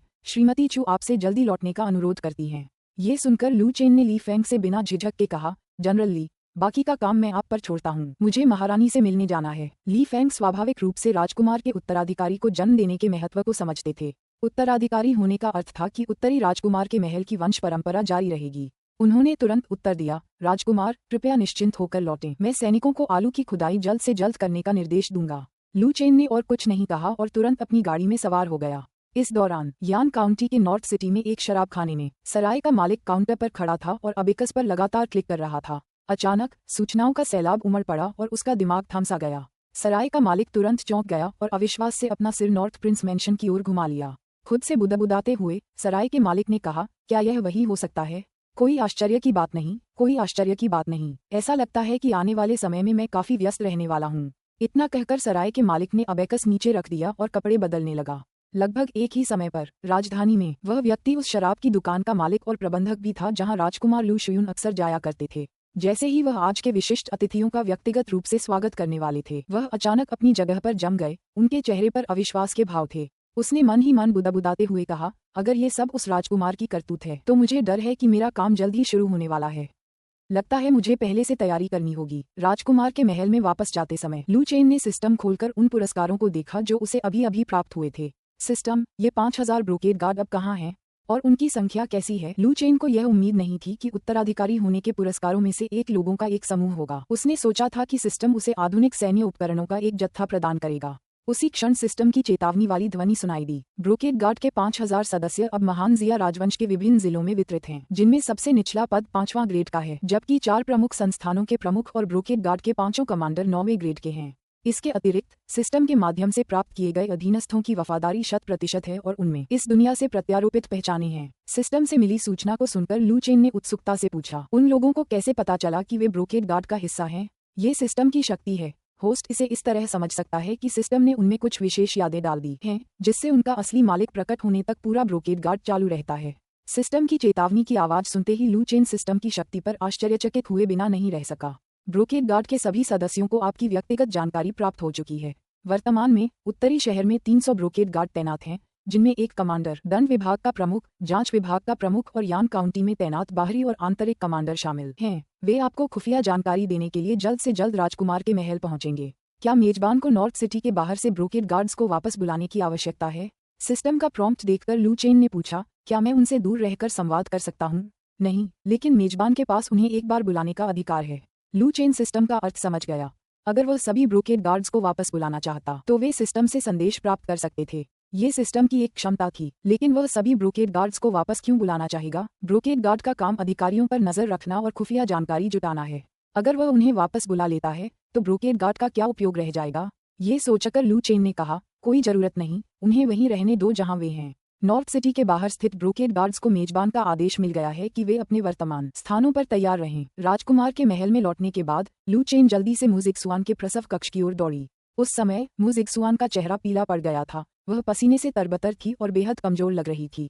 लू चेन को वापस आते देख मुजिक्सुआन बिस्तर से उठने के लिए जोर लगा रही थी और लू चेन जल्दी से उसे सहारा देने के लिए आगे बढ़ी और बोली, मेरी प्यारी, तुम्हें लेट जाना चाहिए और आराम करना चाहिए। तभी दाई अपनी गोद में एक बच्चे को लेकर लू चेन के पास आई और बोली, बधाई हो राजकुमार, राजकुमारी ने आपके लिए एक राजकुमार को जन्म दिया है। ये सुनकर लू चेन ने तुरंत दाई की गोद में मौजूद बच्चे की ओर देखा और घबराकर उसे अपनी बाहों में उठा लिया। नवजात शिशु बहुत छोटा और बदसूरत था, लेकिन लू चेन के मन में उसके प्रति घृणा का कोई भाव नहीं था, क्योंकि वह उसका अपना बच्चा था। उसी क्षण चू युकीन ने उसे याद दिलाया, चेना, तुमने अभी तक बच्चे का नाम नहीं रखा है, अब उसका नाम रख दो। लू चेन ने थोड़ी देर सोचा और फिर कहा, चलो उसका नाम लू चांगफेग रख देते हैं। चांगफेग को निरंतर चलने वाली हवा के रूप में समझा जा सकता है, जो शक्ति, जीवन शक्ति और आशा का प्रतीक है। लू चेन की यही कामना थी कि उनका पहला बच्चा सक्रिय रूप से विकसित हो और एक दिन महान उपलब्धियां हासिल करे। प्रसव कक्ष में मुजिक्सुआन के साथ कुछ देर रहने के बाद लू चेन ब्रोकेड गार्ड के कमांडर के आगमन की तैयारी के लिए निकल गया। प्रसव कक्ष से बाहर निकलते ही चू युकीन ने पूछा, चेना, तुम अभी कहाँ थे? मुजिक्सुआन बच्चे को जन्म देने वाली थी, फिर भी लू चेन राजकुमार के महल में नहीं था, जिसका मतलब था कि वह किसी बहुत महत्वपूर्ण काम में व्यस्त रहा होगा। लू चेन ने जवाब दिया, आलू पक गए हैं, मैं अभी जनरल ली और अन्य लोगों को आलू की कटाई करते हुए देखने गया था। ये सुनकर चू युकीन की आंखें चमक उठीं और उसने पूछा, क्या ये वही आलू हैं जो आपने हमें पहले खाने को दिए थे? चू युकीन और राजकुमार के महल के भीतरी प्रांगण की अन्य सभी महिलाओं ने आलू देखे थे और उन्हें चखा भी था। लू चेन द्वारा आलू का परिचय कराए जाने के बाद चू युकीन को उत्तरी शहर के लिए आलू के महत्व का एहसास हुआ। इस पर लू चेन ने सिर हिलाया। चू युकीन ने आगे पूछा, उन आलूओं की पैदावार कैसी है? लू चेन ने उत्तर दिया, प्रति एकड़ 2000 किलोग्राम। ये जवाब सुनकर चू युकीन स्तब्ध रह गई। हालांकि लू चेन ने पहले आलू की पैदावार अच्छी होने की बात कही थी, लेकिन उसे इतनी अधिक पैदावार की उम्मीद नहीं थी। यदि आलू को व्यापक रूप से अपनाया जा सके तो उत्तरी शहर के लोगों को शायद फिर कभी भूखा नहीं रहना पड़ेगा और उत्तरी राजकुमार की प्रतिष्ठा में तेजी से वृद्धि होगी। आलू की पैदावार देखकर चू युकीन को आश्चर्यचकित होते देख लू चेन ने रहस्यमय ढंग से कहा, मैडम चू, क्या आप हैरान हैं? रुकिए, आपके लिए इससे भी ज्यादा चौंकाने वाली बात आने वाली है। लू चेन के अपनी बात पूरी करने से पहले ही राजकुमार के महल से एक भरोसेमंद सहायक दौड़कर आया और बोला, राजकुमार जी, मैडम चू, कुछ भयानक घटना घटी है। अजीब कपड़े पहने मार्शल आर्टिस्टों का एक समूह राजकुमार के महल के बाहर आ गया है। अध्याय 42 ड्यूक म्यू निवास पर संकट आए। अध्याय 42 ड्यूक म्यू निवास पर संकट। विश्वसनीय सहायक की रिपोर्ट सुनकर चू यूकिन की भौहें तन गईं। एक मार्शल आर्टिस्ट जिसने अजीबोगरीब पोशाक पहनी हो, नॉर्थ प्रिंस मैंशन में गड़बड़ी पैदा करने की हिम्मत कौन करेगा। पिछली बार ब्लड मून टॉवर द्वारा लू चेन पर किए गए हत्या के प्रयास के विफल होने के बाद से उत्तरी शहर में किसी ने भी उत्तरी राजकुमार हवेली को उकसाने की हिम्मत नहीं की थी। लोगों को पता था कि नॉर्थ प्रिंस मैंशन में एक ग्रैंडमास्टर है, इसलिए वे इतनी मूर्खता नहीं करेंगे। और फिर भी आज कोई दस्तक देने आया था। चू यूकिन ने तुरंत लू चेन से कहा, चेन, मैं पहले जाकर देख लेती हूँ। लू चेन ने कहा, मैडम चू, मैं आपके साथ चलूंगी। चू यूकिन कुछ कहने ही वाली थी, लेकिन लू चेन के पास मौजूद रहस्यमय हथियार के बारे में सोचकर और साथ ही इस तथ्य को ध्यान में रखते हुए कि लू चेन अब खुद एक मार्शल आर्टिस्ट बन चुका था, उसने उसे समझाने से परहेज किया। उसके बाद वे राजकुमार के महल के प्रवेश द्वार पर पहुंचे। जैसे ही वे प्रवेश द्वार पर पहुंचे, उन्होंने विश्वसनीय सहायक द्वारा वर्णित अजीबोगरीब वेशभूषा में मार्शल आर्टिस्टों को राजकुमार के महल के प्रवेश द्वार पर पंक्तियों में अत्यंत सम्मानपूर्वक खड़े देखा, जिनका किसी भी प्रकार की परेशानी पैदा करने का कोई इरादा नहीं था। लू चेन ने फ्लाइंग फिश सूट और लबादा पहने मार्शल आर्टिस्टों, ब्रोकेड गार्ड्स का आकलन किया, लेकिन तुरंत उनके पास नहीं गया। ये दृश्य देखकर चू यूकिन तुरंत स्तब्ध रह गई। उसने सोचा था कि वे परेशानी पैदा करने के लिए आए हैं, लेकिन उनकी शक्ल सूरत से साफ था कि वे ऐसा नहीं कर रहे थे। इसके अलावा उनकी पोशाक एक समान थी, मानो वे किसी सरकारी एजेंसी के मार्शल आर्टिस्ट हों। हालांकि उसने महान जिया राजवंश के अधीन किसी भी ऐसी एजेंसी के बारे में कभी नहीं सुना था जो इस तरह की पोशाक पहनती हो। इन व्यक्तियों के प्रभाव को भांपते ही चू यूकिन की भौहें तन गईं और वह तुरंत सतर्क हो गई। सबसे आगे खड़ा व्यक्ति उसकी आभा को देखकर निस्संदेह उससे कम शक्तिशाली नहीं था, और उसके पीछे खड़े पांचों लोग भी 9वीं कक्षा के छात्र थे। दोनों गाड़ियों पर बचे हुए योद्धाओं की बात करें तो उनमें से लगभग सभी 5वीं श्रेणी या उससे ऊपर के थे। पिछली बार जब ब्लड मून टॉवर ने लू चेन की हत्या करने के लिए लोगों को भेजा था, तब वे इतने सारे 5वीं श्रेणी के मार्शल आर्टिस्टों को साथ नहीं लाए थे। इन लोगों की उत्पत्ति कहाँ से हुई और वे राजकुमार के महल में क्या करना चाहते थे? चू यूकिन को सबसे ज्यादा बेचैन करने वाली बात मोर्चे पर खड़ा वह आदमी था, जो उसके लिए एक जबरदस्त खतरा था। उसे तो ये भी शक था कि वह एक ग्रैंडमास्टर हो सकता है। जैसे ही चू यूकिन उनकी पहचान जानने के लिए पूछताछ करने वाली थी, उसने देखा कि मुख्य व्यक्ति आगे बढ़ा और लू चेन के सामने एक घुटने पर बैठ गया और बोला, ब्रोकेड गार्ड के कमांडर किन युशान, राजकुमार को प्रणाम करते हैं। मैं समय रहते राजकुमार को सूचना देने में विफल रहा, कृपया राजकुमार मुझे दंडित करें। किन युशान के घुटने टेकने के बाद उसके पीछे खड़े ब्रोकेड गार्ड्स ने भी एक समान रूप से एक साथ घुटने टेक दिए। ये दृश्य देखकर चू यूकिन के चेहरे पर हैरानी के भाव दिखाई दिए। उसे समझ नहीं आ रहा था कि लू चेन ने इतने सारे शक्तिशाली अधीनस्थ अधिकारी कब प्राप्त कर लिए। ध्यान रहे, ली फैंग, जो शुरू में लू चेन के साथ उत्तरी शहर आया था, अब केवल 8वीं कक्षा में था। फिर भी लू चेन के साथ 5 9वीं श्रेणी के मार्शल आर्टिस्ट, 100 से अधिक 5वीं श्रेणी के मार्शल आर्टिस्ट और यहाँ तक कि एक ऐसा मास्टर भी था जिसकी ताकत एक हाफ सटे ग्रैंडमास्टर से भी अधिक प्रतीत होती थी। इसके बाद लू चेन ने किन युशान पर एक नजर डाली और उसकी व्यक्तिगत जानकारी की जांच की। नाम किन युशान, पहचान ब्रोकेड गार्ड का कमांडर, नॉर्थ सिटी में जॉयफुल अराइवल टैवन का दुकानदार। आपको अपना स्वामी जानकर उसने तुरंत यान काउंटी के जिनीवेई गार्ड को आपको रिपोर्ट करने के लिए बुलाया। शक्ति, ग्रैंडमास्टर, निष्ठा, 100। किन युशान की व्यक्तिगत प्रोफाइल की समीक्षा करने के बाद लू चेन ने ब्रोकेड गार्ड के अन्य सदस्यों पर एक नजर डाली और पाया कि उनकी वफादारी वास्तव में वैसी ही थी जैसा कि सिस्टम ने कहा था, सभी 100%। ये प्रणाली वास्तव में शक्तिशाली थी, जो उसके लिए पहले से ही इतने सारे पुनर्तः वफादार अधीनस्थों को तैयार करने में सक्षम थी। फिर लू चेन ने कहा, कमांडर किन, उठिए, राजकुमार के महल के प्रवेश द्वार पर खड़े मत रहिए, पहले अंदर आइए। इतना कहकर लू चेन मुड़ा और राजकुमार के महल की ओर चल पड़ा। कभी कभार आम लोग प्रवेश द्वार से गुजरते थे। राजकुमार के महल के प्रवेश द्वार पर इतने सारे मार्शल आर्टिस्टों को देखकर वे शायद हर जगह अफवाहें फैला देंगे। राजकुमार के महल में प्रवेश करने के बाद मामलों पर चर्चा करना बेहतर था। इसके बाद किन युशान अपने साथ सैकड़ों अधीनस्थों को लेकर राजकुमार के महल में दाखिल हुआ। जब वे प्रशिक्षण मैदान में पहुंचे तो चू यूकिन ने उत्सुकता से लू चेन से पूछा, चेना, आपने इतने सारे विशेषज्ञों को कब प्रशिक्षित किया और मैडम चू को इसके बारे में कुछ भी क्यों नहीं पता था? अगर यह सिर्फ एक विशेषज्ञ की बात होती तो उसकी अज्ञानता सामान्य होती, लेकिन इन ब्रोकेड गार्ड्स को एक ही तरह के कपड़े पहने देखकर चू यूकिन तुरंत समझ गई कि यह एक संगठन है। लू चेन ने पहले ही राजकुमार के महल से संबंधित एक संगठन बना लिया था और उसे इसके बारे में कोई खबर नहीं मिली थी, जिससे चू यूकिन हैरान थी। लू चेन ने मुस्कुराते हुए कहा, मैडम चू, मेरे बारे में अभी भी बहुत सी बातें हैं जो आप नहीं जानती। ये सुनकर चू यूकिन ने लू चेन की ओर आंखें घुमाईं, लेकिन लू चेन को दिव्य भाग्य वाला व्यक्ति मानकर चू यूकिन को भी अपने दिल में तसल्ली महसूस हुई। इस समय लू चेन अचानक रुक गया, पीछे मुड़ा और किन युशान से कहा, कमांडर किन, कृपया ब्रोकेड गार्ड की वर्तमान स्थिति का संक्षिप्त विवरण दें। जी हाँ प्रिंस, ब्रोकेड गार्ड में वर्तमान में 5000 सदस्य हैं, जो महान जिया राजवंश के विभिन्न जिलों में फैले हुए हैं और सभी 5वीं श्रेणी से ऊपर की शक्ति के हैं। 9वीं श्रेणी से ऊपर के 11 मार्शल आर्टिस्ट हैं, जिनमें से 2 ग्रैंड मास्टर हैं, अर्थात मैं और कमांडर लियांगजोंग। किन युशान की रिपोर्ट सुनकर चू युकिन पूरी तरह से स्तब्ध रह गई। 5वीं श्रेणी से ऊपर के 5000 मार्शल आर्टिस्ट, क्या वे सभी ब्रोकेड गार्ड हैं? और यहाँ 9वीं श्रेणी के मार्शल आर्टिस्ट और 2 ग्रैंड मास्टर हैं। चेना ने गुप्त रूप से इतनी विशाल शक्ति का सृजन किया था। इतनी ताकत होने के बावजूद राजधानी में रहते हुए उसे एक अज्ञानी और निकम्मे व्यक्ति होने का नाटक करने की क्या जरूरत थी? राजधानी के राजकुमारों को विभिन्न शक्तियों का समर्थन प्राप्त होने के बावजूद लू चेन की तरह किसी महाशक्ति पर प्रत्यक्ष नियंत्रण नहीं था। इतनी विशाल सेना का समर्थन मिलने पर लू चेन को उन राजकुमारों से डरने की क्या जरूरत थी? इसके अलावा चू परिवार और दक्षिण के कुलीन परिवारों के समर्थन से युवराज के रूप में उनकी स्थिति लगभग सुरक्षित थी। चू युकिन एक पल के लिए पूरी तरह से भ्रमित हो गई। वह लू चेन के अतीत में एक अक्षम मूर्ख होने के दिखावे का मतलब नहीं समझ पाए। बेशक उसे यह नहीं पता था कि लू चेन ने अभी अभी ब्रोकेड गार्ड का पदभार संभाला है, इसलिए उसकी नासमझी स्वाभाविक थी। लू चेन ने चू युकिन को ही ब्रोकेड गार्ड का परिचय देने के लिए किन युशान को कहा था। परिचय समाप्त होने के बाद गंभीर मामलों पर चर्चा करने का समय आ गया था। कमांडर किन, मुझे वह खुफिया जानकारी दिखाई जो ब्रोकेड गार्ड ने हाल ही में जुटाई है, लू चेन ने कहा। जैसे ही लू चेन ने बोलना समाप्त किया, किन युशान के पीछे खड़े जिनीवेई गार्ड कई बड़े बक्से लेकर लू चेन के पास आ गए। राजकुमार, ये जानकारी ब्रोकेड गार्ड द्वारा इस वर्ष ग्रेट शिया राजवंश के बारे में एकत्रित की गई है, कृपया इसकी समीक्षा करें। राजकुमार, किन युशान ने कहा। खुफिया दस्तावेजों के इतने सारे बक्से देखकर लू चेन रुक गया। वह निश्चित रूप से इन्हें आज पूरा नहीं कर पाएगा। फिर उसने किन युशान से कहा, इन खुफिया दस्तावेजों को बाद में मेरे अध्ययन कक्ष में ले आइए। कमांडर किन, मुझे बताइए, क्या हाल ही में राजधानी में कुछ हुआ है? लू चेन द्वारा राजधानी के बारे में पूछे जाने पर किन युशान ने तुरंत उत्तर दिया, राजकुमार, मुझे कल राजधानी में मेरे सहयोगियों से एक पत्र मिला। हाल ही में राजधानी में एक बड़ी घटना घटी है। ये सुनकर लू चेन और चू युकिन दोनों के चेहरे के भाव थोड़े और गंभीर हो गए। किन युशान ने आगे बताया, चेन राष्ट्र के बचे हुए लोगों ने राजधानी में महाराज की हत्या करने का प्रयास किया, लेकिन वे असफल रहे और राजधानी से भाग निकले। महाराज द्वारा पूरी राजधानी में व्यापक खोजबीन के बावजूद उन हत्यारों का पता नहीं चल पाया।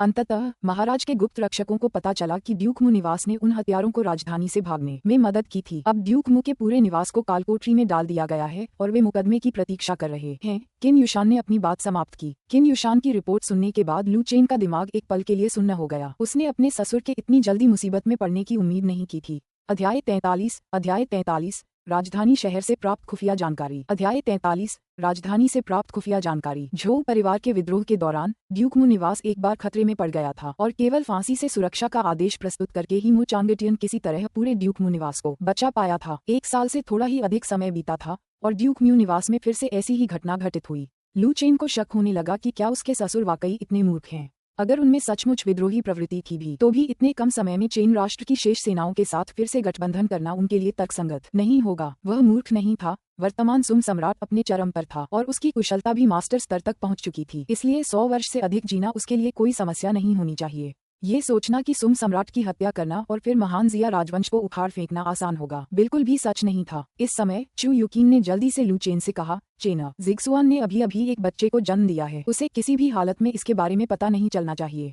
हालांकि उस दौर में प्रसवोत्तर अवसाद शब्द का प्रयोग नहीं किया जाता था, लेकिन उस समय के लोग इस बात से अवगत थे कि बच्चे को जन्म देने के बाद महिलाएं भावनात्मक रूप से संवेदनशील हो सकती हैं। अगर मु जिक्सुआन को पता चल जाए कि पूरा मु परिवार जेल में बंद है तो इससे उसके शारीरिक स्वास्थ्य में सुधार पर प्रतिकूल प्रभाव पड़ सकता है। लू चेन ने कहा, मैं समझ गया। इस समय लू चेन ने किन युशान की ओर देखा और पूछा, कमांडर किन, क्या मेरे शाही पिता को कोई चोट आई है? किन युशान ने उत्तर दिया, महामहिम, सम्राट को कोई क्षति नहीं हुई है। कहा जाता है कि चेन राष्ट्र के बचे हुए लोगों द्वारा किए गए हत्या के प्रयास के दौरान राज्य के गुरु महाराज के ठीक सामने थे। ये सुनकर लू चेन ने तिरस्कारपूर्ण हंसी हंस दी। फिर उन्होंने कहा, क्या चेन राष्ट्र के ये बचे कुचे लोग सचमुच इतने मूर्ख हैं? एक ग्रैंडमास्टर के सामने एक गुरु की हत्या करने का साहस कैसे कर सकते हैं? हालांकि सिटुसे ने कभी खुद को ग्रैंडमास्टर घोषित नहीं किया, लेकिन ये तथ्य कि वह एक ग्रैंडमास्टर थे अब कोई रहस्य नहीं रह गया था। आखिरकार महान शिया राजवंश के राष्ट्रीय स्तंभ के रूप में उन्हें ग्रैंडमास्टर की ताकत के बिना ये नाम कैसे दिया जा सकता था? जब चेन राष्ट्र के बचे हुए लोगों ने सुम सम्राट की हत्या करने की कोशिश की तो क्या उन्होंने बिल्कुल भी कोई तैयारी नहीं की थी? लू चेन ने आगे पूछा, चेन राष्ट्र के बचे हुए लोगों ने मेरे शाही पिता की हत्या करने के लिए कितने हत्यारों को भेजा था और इन हत्यारों का कौशल स्तर क्या था? किन युशान ने उत्तर दिया, राजधानी में मौजूद सहयोगियों द्वारा जुटाई गई जानकारी के आधार पर चेन राष्ट्र के बचे हुए सैनिकों ने शाही महल में घुसपैठ करने के लिए कुल 30 हत्यारों को भेजा। इन हथियारों में से अधिकांश का कौशल स्तर लगभग छठा है और सबसे शक्तिशाली 2 अर्धचरण ग्रैंडमास्टर हैं। किन युशान की रिपोर्ट सुनकर लू चेन को समझ नहीं आ रहा था कि वह क्या टिप्पणी करें। एक गुरु की हत्या करने के लिए 30 हत्यारों को, जिनमें 2 अर्धस्तरीय ग्रैंडमास्टर भी शामिल थे, कड़ी सुरक्षा वाले शाही महल में भेजा गया और इन हत्यारों ने सम्राट के आसपास किसी भी शक्तिशाली व्यक्ति की मौजूदगी का पता लगाने की जहमत तक नहीं उठाई। उनके दिमाग में वाकई कुछ गड़बड़ थी। लू चेन को तो ये संदेह भी होने लगा था कि क्या ये अवशेष वास्तव में चेन राष्ट्र के ही हैं। लू चेन ने तुरंत पूछा, क्या ब्रोकेड गार्ड ने चेन राष्ट्र के इन अवशेषों की जांच की है? क्या वे वास्तव में चेन राष्ट्र से हैं? किन युशान ने उत्तर दिया, महामहिम, कमांडर लियांग ने जांच के लिए लोगों को भेजा था, जिससे ये पुष्टि हुई है कि चेन राष्ट्र के अवशेष वास्तव में शाही महल में प्रवेश कर गए थे। हालांकि कमांडर लियांग की जांच के अनुसार राजधानी से चेन राष्ट्र के अवशेषों का पलायन संभवतः ड्यूक मू निवास से संबंधित नहीं है। किन युशान लू चेन की बात को समझकर सीधे कमांडर लियांग की जांच की जानकारी साझा करने के लिए आगे आया।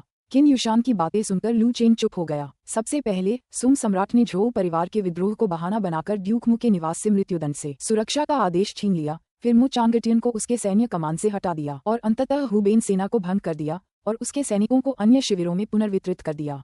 अब चेन राष्ट्र के बचे हुए लोगों का उपयोग करके उसने ड्यूक मू के पूरे निवास को जेल में डाल दिया है। ऐसा लगता है कि उसके शाही पिता गधे की उपयोगिता समाप्त हो जाने के बाद उसे मार डालने पर आमादा हैं। राजनीति में नौसिखिया होने के बावजूद लू चेन को इस बात की बुनियादी समझ थी कि सुंग सम्राट क्या करने का इरादा रखते हैं। 1 साल से भी पहले विद्रोह करने वाले मू चांगटियन और झोउ वांगटियन को कभी महान शिया राजवंश के 2 आकाश राजाओं के रूप में जाना जाता था। अब जब झोउ वांगटियन का सफाया हो चुका है तो मू चांगटियन को भी लगभग पद से हटा दिया जाना तय है। इन दोनों आकाश राजाओं के पतन के साथ ही महान शिया राजवंश पर सुंग सम्राट का नियंत्रण इतिहास में अभूतपूर्व ऊंचाई पर पहुंच गया है। उन्होंने सारी सैन्य शक्ति अपने हाथों में ले ली है। उनकी आगे की योजना क्या है? लू चेन को काफी देर तक चुप देखकर उसके बगल में बैठी चू युकीन ने आह भरते हुए कहा, चेना, मुझे डर है कि तुम्हारे पिता सम्राट कुलीन परिवारों के खिलाफ कार्रवाई करने की योजना बना रहे हैं। ये सुनकर लू चेन को बात समझ आ गई। उनके पिता सम्राट ने सैन्य शक्ति को पुनः प्राप्त करने के लिए हर संभव प्रयास किया था और उनके मन में कुछ न कुछ योजना अवश्य रही होगी, अन्यथा वे राष्ट्र की नींव को अस्थिर करने के जोखिम पर सैन्य शक्ति को पुनः प्राप्त करने का प्रयास क्यों करते? यदि उसे कुलीन परिवारों के विरुद्ध कार्रवाई करनी थी तो वास्तव में उसे सैनिकों की आवश्यकता होगी। उसने अपने पिता सम्राट से इतनी हिम्मत की उम्मीद नहीं की थी। इतिहास में बहुत कम सम्राटों ने कुलीन परिवारों के खिलाफ लापरवाही से कार्रवाई करने का साहस किया है। एक कहावत है, कुलीन परिवार 1000 साल तक टिकते हैं, जबकि राजवंश केवल 100 साल। भले ही कोई राजवंश उखाड़ फेंका जाए, वे परिवार फिर भी बने रहेंगे और दरबारी मामलों पर उनका प्रभुत्व अब स्वाभाविक माना जाएगा। अपने पिता सम्राट की ऐसी महत्वाकांक्षा को देखकर लू चेन भी उनकी प्रशंसा करने से खुद को रोक नहीं सका, लेकिन दूसरी तरफ उनकी मौजूदा स्थिति कुछ हद तक अजीब थी। पहली बात तो ये है कि उनकी माँ का परिवार दक्षिण के सबसे बड़े कुलीन परिवारों में से एक चू परिवार से आता है और दूसरी बात यह है कि उनकी पत्नी मू चांगटियन की बेटी हैं। इसके बाद लू चेन ने किन युशान की ओर देखा और पूछा, क्या अदालत ने बताया है कि वे मेरी पत्नी के मामले से कैसे निपटेंगे? किन युशान ने उत्तर दिया, इस मुद्दे पर दरबार में कई बहसें हो चुकी हैं। राजकुमार लू शुयुन का गुट मानता है कि राजकुमारी को राजधानी वापस लाया जाना चाहिए, जबकि राजकुमार लू यी का मानना है कि राजकुमारी एक राजकुमार की पत्नी होने के नाते अब ड्यूक मू के निवास का हिस्सा नहीं मानी जानी चाहिए। लू चेन ने मुस्कुराते हुए कहा, अप्रत्याशित रूप से राजधानी में अभी भी ऐसे लोग हैं जो इस निकम्मे राजकुमार के पक्ष में बोलते हैं। तभी राजकुमार के महल से एक सैनिक प्रशिक्षण मैदान में दाखिल हुआ। महामहिम, बाहर एक मार्शल आर्टिस्ट है जो खुद को ब्रोकेड गार्ड का सदस्य बताकर आपसे मिलना चाहता है। ये कहते हुए राजकुमार के महल के सैनिक ने प्रशिक्षण मैदान पर मौजूद जिनीवेई गार्डों पर एक नजर डाली और फिर आगे कहा, उसने बिल्कुल उन्हीं की तरह कपड़े पहने हैं। लू चेन ने सीधे कहा, उसे अंदर आने दो। हाँ महाराज। कुछ ही देर बाद सैनिक नवगठित जिनीवेई गार्ड को प्रशिक्षण मैदान में ले गया। जिनीवेई गार्ड ने लू चेन को देखा और तुरंत आधा घुटने टेक कर कहा, महामहिम प्रणाम। लू चेन ने कहा, उठो। लू चेन ने सोचा था कि जिनीवेई का ये रक्षक राजकुमार के महल में केवल लंबी दूरी के कारण ही पहुंचा होगा, लेकिन जैसे ही जिनीवेई रक्षक खड़ा हुआ उसने तुरंत अपनी कमर से एक बांस की नली निकाली और लू चेन को सौंप दी। महामहिम, मुझे राजधानी से एक पत्र मिला है। ड्यूक मू निवास पर चेन राष्ट्र के बचे हुए गुटों के साथ मिलीभगत का आरोप है और महामहिम ने उन्हें उत्तर पश्चिम में निर्वासित कर दिया है। लू चेन कुछ हद तक हैरान था। उसने अभी अभी ब्रोकेड गार्ड की कमान संभाली थी और उसका खुफिया नेटवर्क पहले से ही काम कर रहा था। लू चेन ने जिनीवेई गार्ड से बांस की नली ली, उसके अंदर से खुफिया जानकारी का एक टुकड़ा निकाला और उसे ध्यान से पढ़ा।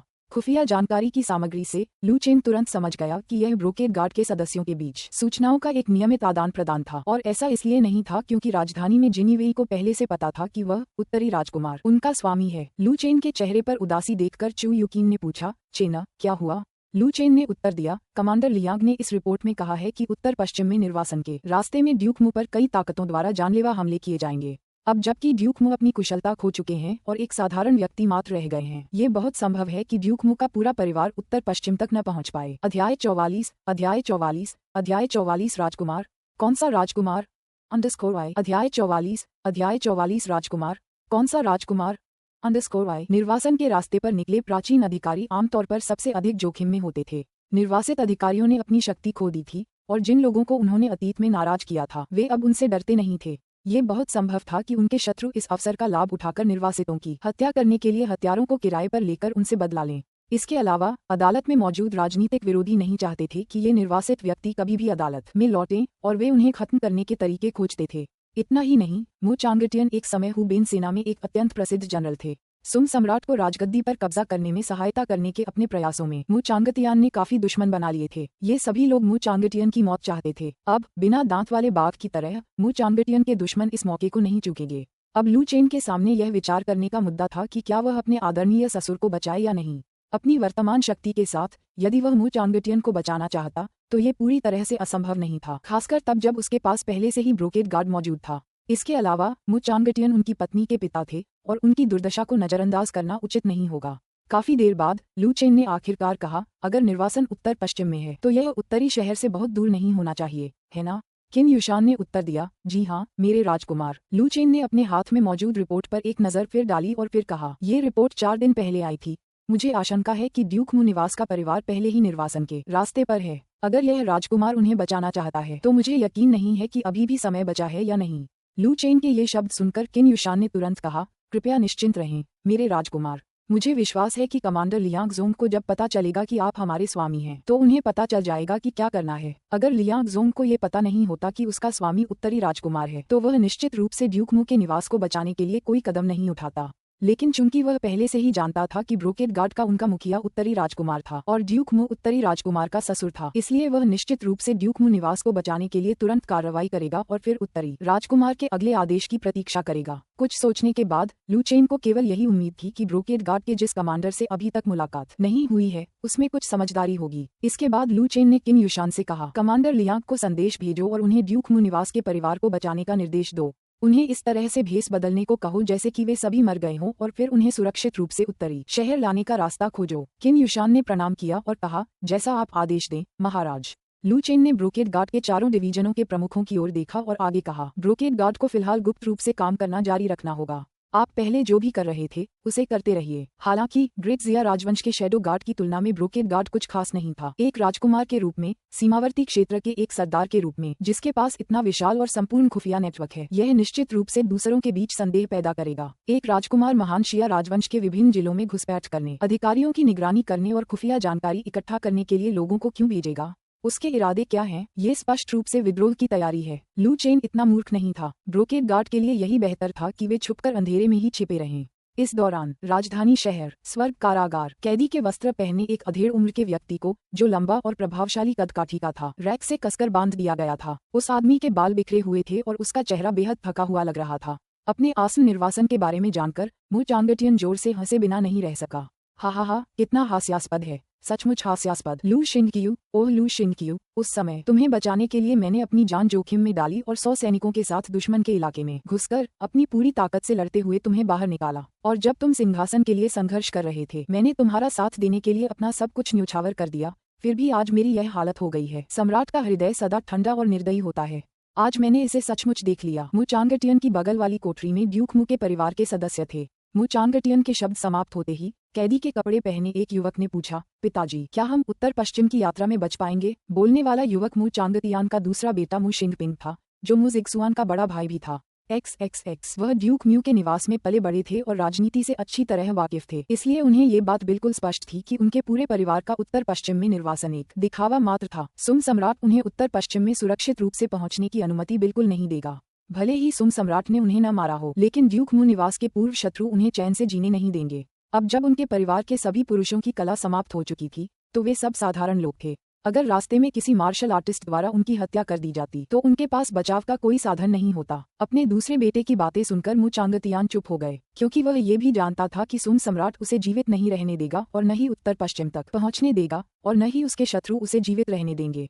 वह और उसका परिवार निर्वासन के रास्ते में ही मर जाएंगे। सुम सम्राट ने उन्हें सीधे तौर पर नहीं मारा बल्कि उनके पूरे परिवार को निर्वासित करने का विकल्प चुना, केवल इसलिए कि उन्हें डर था कि अन्य लोग उन पर एक योग्य अधिकारी की हत्या का आरोप लगाएंगे और उनकी रीढ़ की हड्डी पर उंगली उठाए जाने से डरेंगे। उसी क्षण मु चांगतियान के सबसे बड़े बेटे मु जिंगवू ने कहा, पिताजी, छोटी बहन को इसमें शामिल नहीं किया जाना चाहिए, है ना? उनकी मृत्यु निश्चित थी, इसमें कोई संदेह नहीं था। मु जिंगवू को अब केवल इस बात की चिंता थी कि उसकी बहन, जिसने उत्तरी राजकुमार से शादी की थी, भी इसमें फंस सकती है। ये सुनकर मु चांगटियन ने गहरी सांस ली और कुछ नहीं कहा। उत्तर का राजकुमार एक अज्ञानी और निकम्मा व्यक्ति था और इसके अलावा वह कमजोर और अक्षम भी था।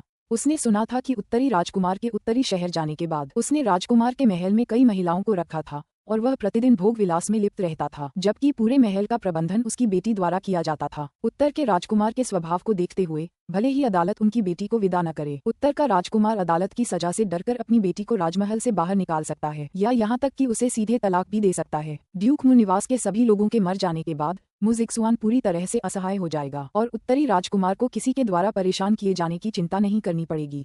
अपनी बेटी के भविष्य की दुर्दशा के बारे में सोचते ही मु चांगतियान का दिल घृणा से उबल उठा। उसने कृतघ्न लू शिनकियू को सिंहासन पर बिठाकर सचमुच अंधापन किया था। उसी क्षण एक जेलर ने उस कोठरी का ताला खोल दिया जिसमें मु चांगटियन को अकेले रखा गया था। एक आदमी अंदर आया और अपने बगल में खड़े जेलर से कहा, तुम पहले बाहर जाओ, मुझे ड्यूक म्यू को कुछ संदेश देना है। ठीक है मुख्य जेलर ने उत्तर दिया। जेलर के कोठरी से चले जाने के बाद मु चांगटियन की उपस्थिति में केवल वह व्यक्ति ही रह गया। बगल की कोठरियों में बंद मु परिवार के सदस्यों ने मु चांगटियन की कोठरी में किसी को प्रवेश करते देख उस दिशा में अपना ध्यान केंद्रित कर लिया। मु चांगटियन ने अपने सामने खड़े आदमी को एक नजर देखा, ठहाका लगाते हुए हंसा और कहा, क्या लू शिनकियू ने तुम्हें भेजा है? अपनी आसन मृत्यु का सामना करते हुए मु चांगटियन ने सुम सम्राट के प्रति पहले जैसा सम्मान नहीं दिखाया और उन्हें सीधे नाम से संबोधित करने लगे। ये शब्द सुनकर वह व्यक्ति बस मुस्कुरा दिया। इसके बाद वह मु चांगटियन के पास पहुंचा और उसे बांधने वाली सभी लोहे की जंजीरों को खोल दिया। ये दृश्य देखकर मु परिवार के सभी सदस्य स्तब्ध रह गए। उन्हें समझ नहीं आ रहा था कि मुख्य जेलर ऐसा क्यों करेगा। तब मुख्य जेलर ने कहा, ड्यूक मु, मैं अपना परिचय देना चाहता हूँ। मेरा नाम है झाओ होंग और मैं राजकुमार का आदमी हूँ। ये सुनकर मु चांगटियन असमंजस में पड़ गया। राजा? कौन सा राजकुमार? अब कौन सा राजकुमार उससे संपर्क करने के लिए किसी को भेजने का साहस करेगा? उन्हें पहले ही निर्वासित किया जा चुका था और उन्हें विश्वास नहीं था कि अन्य राजकुमार यह नहीं समझते होंगे कि उनके निर्वासन का क्या अर्थ है। यदि इस समय कोई राजकुमार उनसे संपर्क करता तो इससे निश्चित रूप से सुम सम्राट की नाराजगी उत्पन्न होती। तब न केवल कारावास बल्कि उनके राजसी पद भी खतरे में पड़ सकते हैं। जंजीरों से मुक्त होने के बाद मु चांगतियान ने अपने शरीर को हिलाकर अकड़न दूर करने की कोशिश की। जब वह ये पूछने ही वाला था कि राजकुमार झाओ होंग ने किसकी सेवा की है, तभी झाओ होंग ने 3 बोतलें निकाली और कहा, ये 3 महान वापसी की गोलियां हैं। इन्हें लेने पर आपकी 90% क्षमता वापस आ जाएगी। ये सुनकर मु चांगटियन पूरी तरह से स्तब्ध रह गया। अध्याय 45 चेन वानरोंग। मैं उसके दिल में प्रेम का कीड़ा बो दूंगी। अध्याय 45 चेन वानरोंग। मैं उसके दिल में प्रेम का कीड़ा बो दूंगी। एक पूर्व ग्रैंड मास्टर मार्शल आर्टिस्ट होने के नाते मु चांगटियन को ग्रेट रिटर्निंग पिल के बारे में जानकारी न होना असंभव था। हालांकि उसने इसके बारे में पहले केवल सुना था, इसे कभी देखा नहीं था। अफवाहों में दावा किया गया था कि ग्रेट रिटर्निंग पिल किसी को मृत्यु से वापस ला सकती है और उसकी क्षमताओं को पूरी तरह से बहाल कर सकती है। हालांकि अफवाहें अतिरंजित हो सकती हैं, लेकिन इसमें कोई संदेह नहीं था कि यह किसी के कौशल को बहाल कर सकता है और शाही महल में वास्तव में ऐसी गोलियां मौजूद थीं। मु चांगतियान ने झाओ होंग के हाथ में मौजूद 3 छोटी चीनी मिट्टी की बोतलों को अविश्वास भरी नजरों से देखा। कुछ क्षणों की चुप्पी के बाद उसने व्यंग्य करते हुए कहा, लगता है कुछ लोग और इंतजार नहीं कर सकते। हमने अभी राजधानी छोड़ी भी नहीं है और वे मुझ पर हमला करने की योजना बना रहे हैं। ऐसे समय में कोई उनकी मदद के लिए कैसे आ सकता है और यहाँ तक कि उन्हें ग्रेट रिटर्निंग पिल जैसी चमत्कारी औषधि कैसे दे सकता है? ऐसा प्रतीत होता है कि किसी ने उनके खिलाफ पहले से ही साजिश रच रखी थी। उन्हें किसी विषैले पदार्थ से जहर देकर मार डालने की योजना बनाई थी। ग्रेट रिटर्निंग पिल के बारे में ये सब बकवास है। स्पष्टतः ये जहर था। तब मु चांगतियान ने कहा, बोलो, तुम्हें किसने भेजा है? अगर ये लू शिनकियू है तो मैं उसके दिए जहर को लेने के बजाय सड़क पर मरना पसंद करूंगा। ये देखकर कि मु चांगतियान ने उनके इरादे को गलत समझा है, झाओ होंग ने मुस्कुराते हुए कहा, ड्यूक मु, आपने गलत समझा है। जो लोग आपको मारना चाहते हैं वे आपको स्वर्ग कारागार में मरने नहीं देंगे। मेरे पास मौजूद ये महान वापसी की गोलियां वाकई असली हैं और ये आपको किस राजकुमार ने दी हैं यह आपको जल्द ही पता चल जाएगा। अगर आप अपनी बेटी को फिर से देखना चाहते हैं तो बेहतर होगा कि आप तुरंत महान वापसी की गोली ले लें और निर्वासन से पहले अपनी पूरी ताकत वापस पा लें। अगर झाओ होंग अब ये कहता कि ग्रेट रिटर्निंग पिल उत्तरी राजकुमार से मिली थी तो मु चांगटियन शायद और भी ज्यादा अविश्वास करेगा, क्योंकि उत्तरी राजकुमार की निकम्मे व्यक्ति के रूप में छवि लोगों के दिलों में गहराई से अंकित हो चुकी है। झाओ होंग द्वारा अपनी बेटी का जिक्र करते ही मु चांगटियन एक पल के लिए चौंक गया। इसी समय बगल की कोठरी से मु जिंगवू ने कहा, पिताजी, मुझे दे दीजिए। मैं पहले ले लूंगी, चाहे ये जहर ही क्यों न हो, मैं अपनी किस्मत स्वीकार कर लूंगी। वैसे भी हम ज्यादा दिन जीवित नहीं रहेंगे। मु चांगटियन ने झाओ होंग के हाथ में रखी छोटी चीनी मिट्टी की बोतलों को फिर से देखा। कुछ देर सोचा और अंत में झाओ होंग से बोतलें छीन ली। उसने एक बोतल खोली और अंदर की गोली अपने मुंह में डाल ली। ठीक उसी समय जब मु चांगतियान मृत्यु का सामना करने के लिए तैयार था, उसने पाया कि उसकी आंतरिक शक्ति फिर से जागृत होने लगी है और उसने अपने शरीर में अविश्वसनीय रूप से आराम की अनुभूति का अनुभव किया। जल्द ही उसे अपनी कुशलता वापस लौटती हुई महसूस हुई। हालांकि यह पूरी तरह से बहाल नहीं हुई थी, लेकिन अब उसके पास 9वीं श्रेणी के मार्शल आर्टिस्ट जितनी ताकत थी। मु चांगटियन ने अपने हाथ में बची हुई 2 छोटी चीनी मिट्टी की बोतलों को अविश्वास से देखा।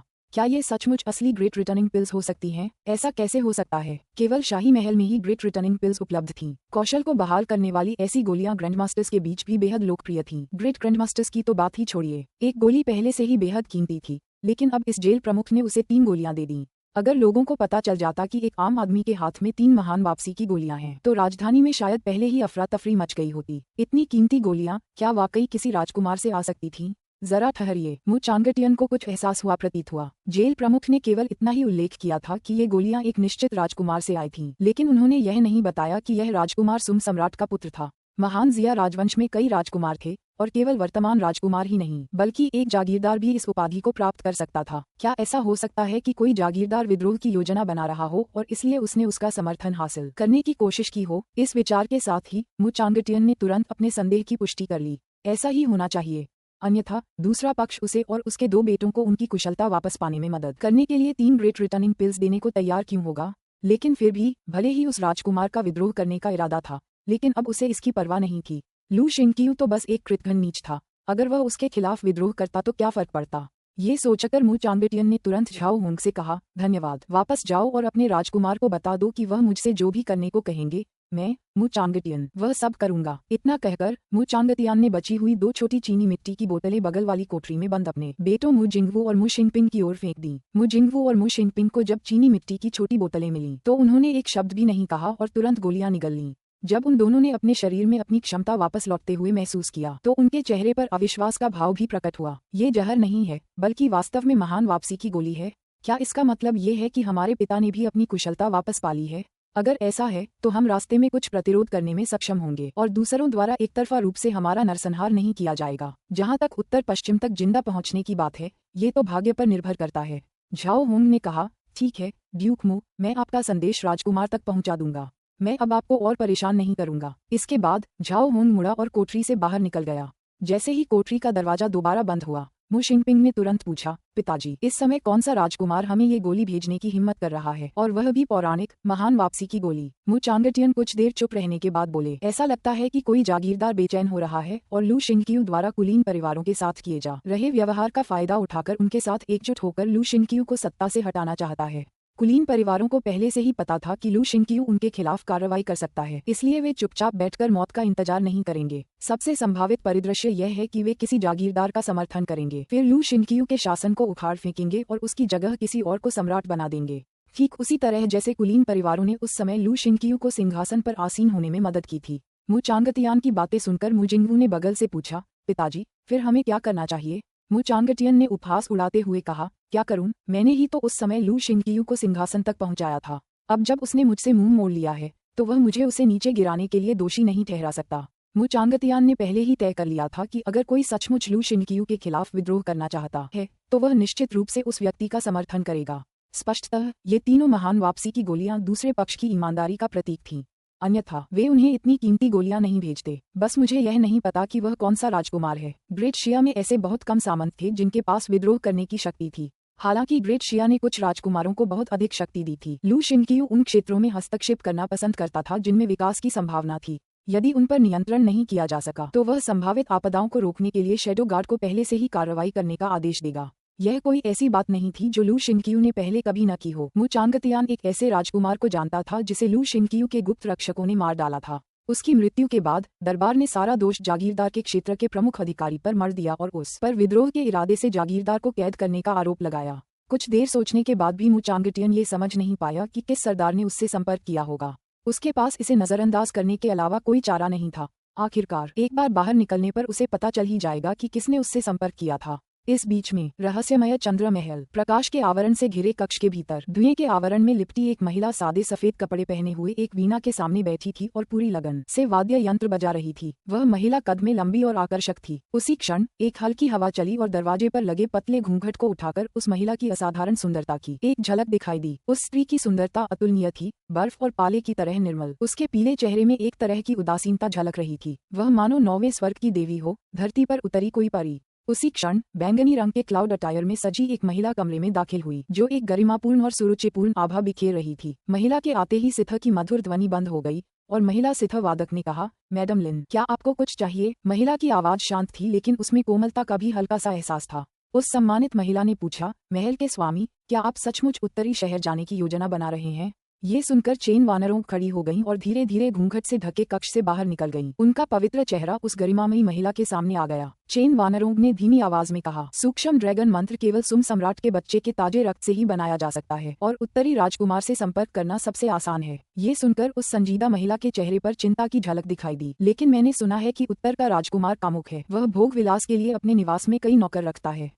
अगर उसे तुम पसंद आ जाओ तो। महिला ने अपनी सजा अधूरी छोड़ दी। दूर स्थित हरी पहाड़ियों को भावहीन निगाहों से देखते हुए चेन वानरों ने उदासीनता से कहा, इच्छाओं से ग्रस्त लोगों को वश में करना आसान होता है। मैं उसमें प्रेम कृमि का बीज बो दूंगी, फिर उसे इस तरह से नियंत्रित करूंगी कि वह सूक्ष्म ड्रैगन मंत्र को पूरा करने में हमारी मदद करे। ये सुनकर उस सम्मानित महिला ने आह भरी और फिर कहा, वह चू युए का बच्चा है। यदि संभव हो तो मुझे आशा है कि आप अंत में उसकी जान बख्श देंगे। चेन वानरों ने कोई प्रतिक्रिया नहीं दी। वह चुपचाप दूर देखती रही, जबकि हवा का झोंका उसकी पोशाक को लगातार लहरा रहा था। अध्याय 46 वांग किंगसी खुफिया जानकारी पर रिपोर्ट करते हैं। अध्याय 46 वांग किंगसी की खुफिया रिपोर्ट पर। अध्याय 46 लू चेन को इस बात का जरा भी अंदाजा नहीं था कि चेन राष्ट्र के बचे हुए गुट उसे निशाना बना रहे हैं।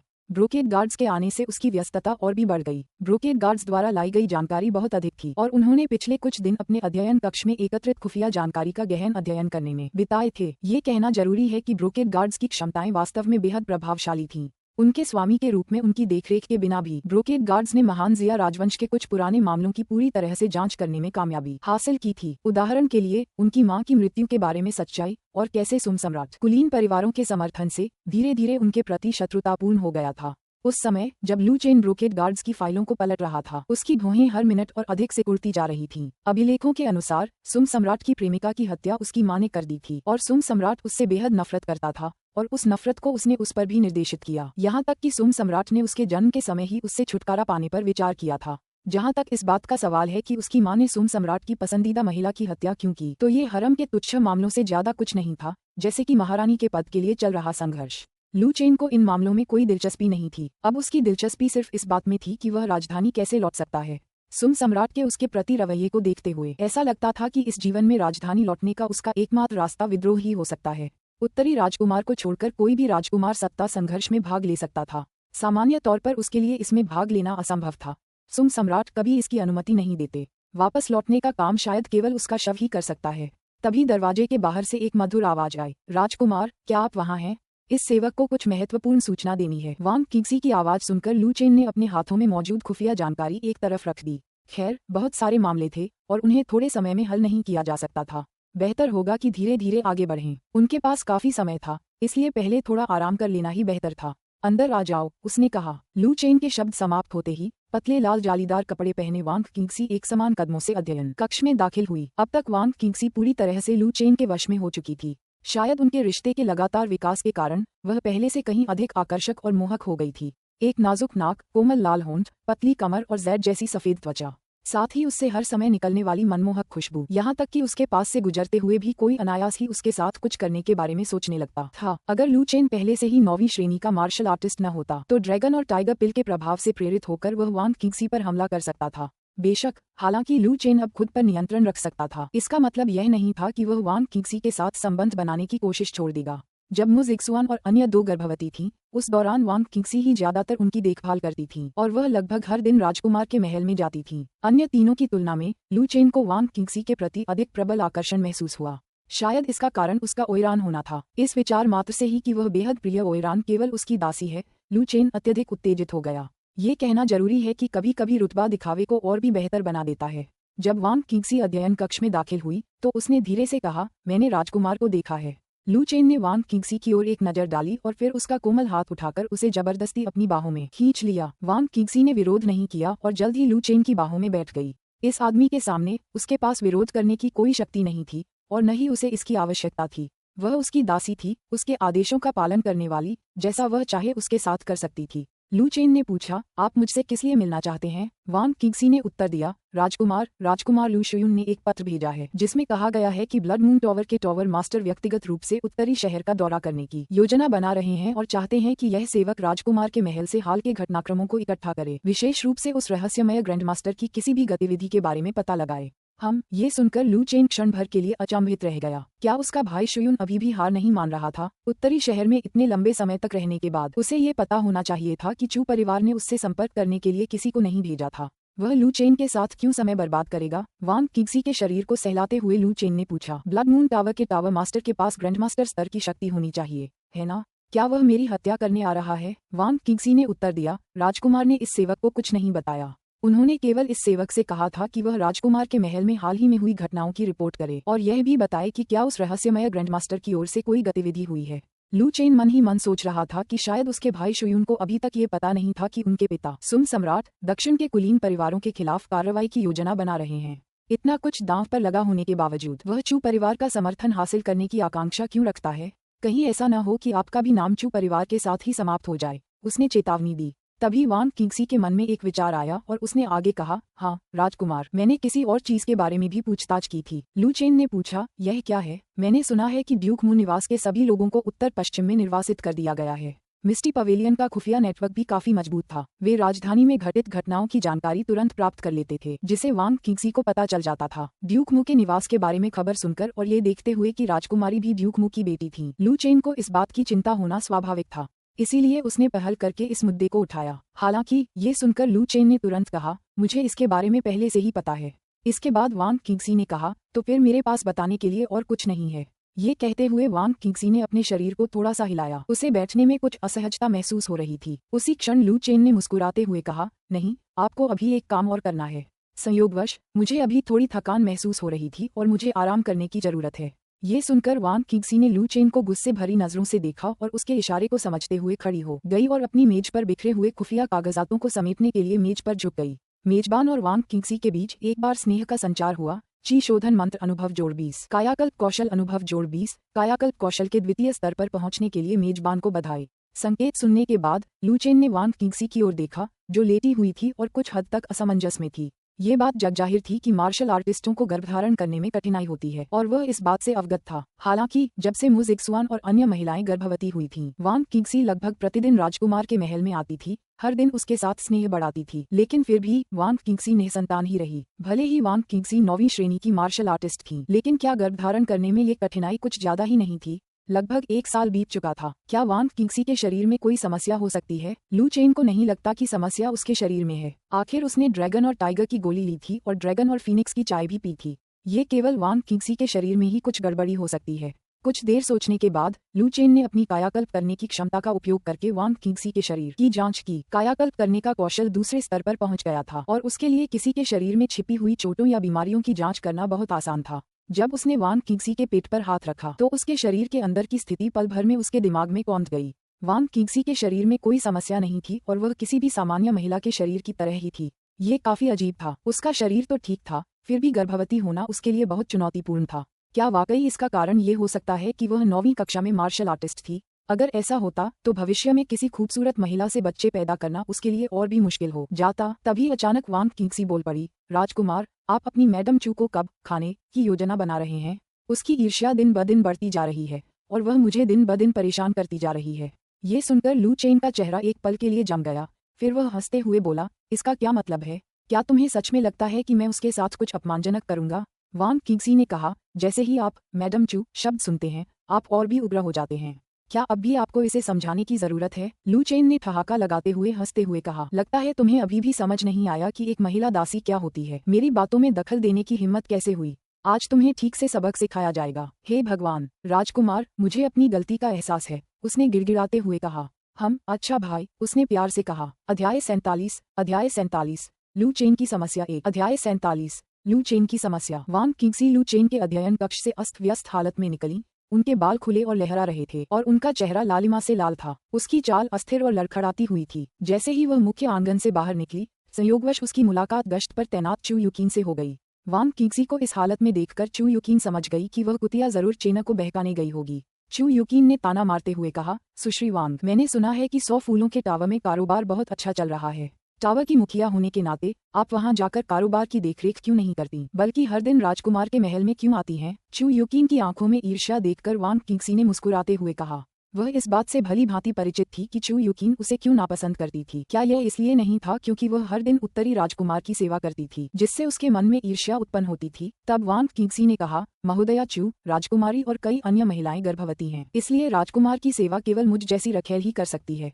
आप राजकुमार के अत्यधिक तनाव से भली भांति परिचित हैं। यदि मैं उनकी देखभाल न करूं, तो क्या आप ये सुझाव दे रही हैं कि महोदया चू राजकुमार को आराम दिलाने में मदद करें? अगर मैडम चू की योजना राजकुमार को हर दिन तनाव से राहत दिलाने की है, तो यह उपपत्नी कल नहीं आएगी। ये सुनकर चू युकीन के चेहरे का रंग एकदम बदल गया और फिर उसके शरीर से हवा का एक झोंका निकला, जिससे उसकी स्कर्ट बेतहाशा उड़ने लगी। वांग किंगसी, तुम तो बस चेन एर की दासी हो। मैं तुम्हें सलाह दूंगी कि सोच समझकर बोलो, नहीं तो अगर मैं तुम्हें मार भी दूं, तो मुझे यकीन है कि चेना कुछ नहीं कहेगी। वांग किंगसी ने मीठी मुस्कान के साथ कहा, मैडम चू, अगर आप सचमुच इस उपपत्नी को मारना चाहती हैं, तो मेरे बिना राजकुमार की सेवा करने के लिए मुझे डर है कि आपको सचमुच हर दिन उनकी देखभाल करनी पड़ेगी। ये सुनकर चू युकीन को गुस्सा भी आया और शर्म भी महसूस हुई। उसका चेहरा शर्म से लाल हो गया। आप ये देखकर कि वांग किंगसी उससे बिल्कुल भी नहीं डरती, चू युकीन ने आगे बहस करने की जहमत नहीं उठाई। वह मुड़ी और राजकुमार के महल के दूसरी ओर चली गई। जाते हुए बुदा रही थी, वह तो महज चेना के लिए अपने बुरे विचारों को व्यक्त करने का एक जरिया है। मुझे एक जरिया पर क्यों गुस्सा होना चाहिए? ये बातें सुनकर वांग किंगसी को गुस्सा नहीं आया। सच तो ये था कि वह महज एक साधन थी, लेकिन जब तक वह उत्तरी राजकुमार को प्रसन्न कर सकती थी, उसके लिए बस यही मायने रखता था। चू युकीन के सुडौल शरीर को देखते हुए वांग किंगसी के होंठ हल्के से ऊपर की ओर मुड़ गए और उसने फुसफुसाते हुए कहा, मैडम चू, ओह मैडम चू, राजकुमार का धैर्य सीमित है और जल्द ही आप उनके बिस्तर पर होंगी। हालांकि चू युकीन पिछले 6 महीनों से लू चेन से दूरी बनाए रखने की कोशिश कर रही थी, लेकिन आखिरकार वह आंतरिक सुरक्षा दल की कमांडर थी, जो लू चेन की सुरक्षा के लिए जिम्मेदार थी। इसलिए चू युकीन कभी कभी लू चेन को वांग किंगसी को पकड़ते हुए देख लेती थी, और जब भी वह चू युकीन को देखती या उसके सामने उसका जिक्र भी करती, तो उसका पूरा व्यवहार और भी उग्र हो जाता, मानो वह पूरी तरह से एक अलग ही व्यक्ति बन गया हो, पागलों की तरह, और उसे भी अपने साथ पीड़ा सहने पर मजबूर कर देता। ये स्पष्ट था कि चू युकीन के लिए लू चेन की चाहत दिन ब दिन बढ़ती जा रही थी, और हालांकि वह अभी भी अपनी आंतरिक लालसा को नियंत्रित कर सकता था, लेकिन ये हमेशा के लिए नहीं टिक सकता था। हो सकता है किसी दिन लापरवाही से दोनों एक दूसरे से टकरा जाएं, चू युकीन बच न पाए और फिर वह पूरी तरह से निगल ली जाए। चू युकीन के नजर से ओझल होते ही वांग किंगसी मुड़ी और आंगन से बाहर जाने लगी, लेकिन जैसे ही वह मुड़ी, उसने मुजिक्सुआन को देखा। बच्चे को जन्म देने के बाद कुछ समय आराम करने से मुजिक्सुआन काफी हद तक ठीक हो गई थी और अब वह बिस्तर से उठकर चलने में सक्षम थी। चू युकीन के विपरीत वांग किंगसी राजकुमारी मुजिक्सुआन के प्रति बहुत सम्मान रखते थे। उन्हें देखते ही वांग किंगसी ने तुरंत कहा, राजकुमारी को प्रणाम। मुजिक्सुआन ने हल्की सी मुस्कान के साथ सिर हिलाया और कहा, उठिए मिस वांग। मुजिक्सुआन जानती थी कि वांग किंगसी लू चेन की कठपुतली थी, इसलिए उसे इस बात से कोई आपत्ति नहीं थी कि वांग किंगसी अक्सर भीतरी दरबार में आती थी। उस दौर में अधिकांश रखेलें इस बात की परवाह नहीं करती थीं कि उनके पतियों के पास रखेलें या दासियां हैं या नहीं। मुजिक्सुआन भी इसका अपवाद नहीं थी। इसी क्षण मुजिक्सुआन ने पूछा, क्या राजकुमार अंदर है? वांग किंगसी ने उत्तर दिया, राजकुमार इस समय अध्ययन कक्ष में हैं। मुजिक्सुआन ने कहा, ठीक है मिस वांग, आप जो भी करना चाहें कर सकती हैं। मैं जाकर राजकुमार का हालचाल पता लगाता हूँ। मुजिक्सुआन में एक राजकुमार की पत्नी का स्वभाव तेजी से झलक रहा था। उनके हर शब्द और कार्य से उच्च पदस्थ व्यक्ति की आभा प्रकट हो रही थी। जैसे ही वांग किंगसी जाने ही वाली थी, उसे अचानक कुछ याद आया और उसने तुरंत कहा, जी हाँ महोदया, मुझे आपसे एक अनुरोध करना है, अगर आप इसे सुनने के लिए तैयार हों। ये सुनकर मुजिक्सुआन ने थोड़ी जिज्ञासा के साथ पूछा, क्या बात है मिस वांग, कृपया बोलिए। वांग किंगसी ने लू चेन के अध्ययन कक्ष पर एक नजर डाली और फिर कहा, महोदया, क्या राजकुमार के लिए एक और उपपत्नी रखने का समय नहीं आ गया है? कृपया इसे मेरी हद से ज्यादा दखलंदाजी समझें। जब से लू चेन की पत्नियां और रखेलें गर्भवती हुईं, तब से वांग किंगसी ही हर दिन लू चेन की देखभाल कर रही थी, और 9वीं श्रेणी की मार्शल आर्टिस्ट होने के बावजूद वह इसे और बर्दाश्त नहीं कर पा रही थी। चूंकि मुजिक्सुआन ने अभी अभी बच्चे को जन्म दिया था, इसलिए जाहिर तौर पर वह लू चेन की देखभाल नहीं कर सकती थी, और उसे यानी दासी को उसकी सेवा जारी रखने के लिए छोड़ दिया गया था। हालांकि वह सिर्फ एक महिला दासी थी और रखेल रखने के बारे में बात करना उसका काम नहीं था। फिर भी वह इसे और बर्दाश्त नहीं कर सकी। उसे विश्वास था कि मुजिक्सुआन काफी उदार व्यक्ति थी और लू चेन को रखेल रखने से नहीं रोकेंगी। आखिरकार उत्तरी राजकुमार का परिवार उसकी सेवा के लिए पर्याप्त नहीं था और उसकी पत्नी होने के नाते मुजिक्सुआन उसे अतिरिक्त रखेल रखने से हमेशा के लिए मना नहीं कर सकती थी। जब मुजिक्सुआन ने वान किंगसी के शब्द सुने तो वह तुरंत स्थिति को समझ गई और जान गई कि वान किंगसी निश्चित रूप से अभिभूत है। मुजिक्सुआन ने मन ही मन सोचा, अगर 9वीं श्रेणी का मार्शल आर्टिस्ट भी मुश्किल से इसका सामना कर पा रहा है तो उसके प्रिय का शरीर तो निश्चित रूप से बेहद मजबूत होगा। जब उसने राजधानी में लू चेन से शादी की थी तब उसने उसे एक ऐसा युवक समझा था जिसका शरीर शराब और महिलाओं के कारण कमजोर हो गया था और उसने अनुमान लगाया था कि वह काफी दुर्बल है। अब इसे देखते हुए मुजिक्सुआन ने आह भरी और फिर कहा, सुश्री वांग, मैं राजकुमार द्वारा रखेल रखने का मामला उनसे उठा लूंगी। आप निश्चिंत होकर वापस जा सकती हैं। वांग किंगसी ने तुरंत धन्यवाद व्यक्त करते हुए कहा, धन्यवाद महोदया, मैं अब चलता हूँ। इसके बाद वान किंगसी मुड़ी और आंगन से बाहर चली गई। इस दौरान अपने अध्ययन कक्ष से बाहर आते ही लू चेन ने चू युकिन को देखा जिसका चेहरा लाल हो गया था और उसने तुरंत उसे पुकारा, मैडम चू, एक पल रुकिए, मुझे आपसे एक सवाल पूछना है। ये सुनकर चू युकिन थम सी गई। उसने हैरानी भरे भाव से लू चेन की ओर मुड़कर पूछा, चेना, तुम्हें मुझसे क्या चाहिए? लू चेन ने पूछा, मैडम चू, मुझे याद है कि मार्शल आर्टिस्ट का स्तर जितना ऊंचा होता है उनके लिए गर्भधारण करना उतना ही मुश्किल होता है। क्या ये सही है? चू युकिन ने उत्तर दिया, यह सही है। आप क्यों पूछ रहे हैं? चू युकिन को अंदर ही अंदर घबराहट महसूस हुई। चेना ने अचानक ये क्यों पूछा? क्या वह अब भी मुझे एक विकल्प के रूप में सोच रहा होगा? आखिरकार राजकुमार के महल के भीतरी कक्षों में ऐसा प्रतीत होता था कि वह लू चेन के सबसे करीब रहने वाली एकमात्र महिला मार्शल आर्टिस्ट थी। इस समय लू चेन ने कहा, मैं वान किंगसी के साथ कई बार अंतरंग हो चुका हूँ, फिर भी वह गर्भवती नहीं हुई है, लेकिन उसके शरीर में कोई खराबी नहीं है। भले ही उच्च स्तर के मार्शल आर्टिस्टों के लिए गर्भधारण करना कठिन हो, लेकिन ऐसा नहीं होना चाहिए कि आधे साल बाद भी उसके शरीर से जरा सी भी प्रतिक्रिया न हो, है ना? लू चेन द्वारा वान किंगसी का नाम लेते ही चू युकिन ने राहत की सांस ली। तो वह वान किंगसी की बात कर रहा था।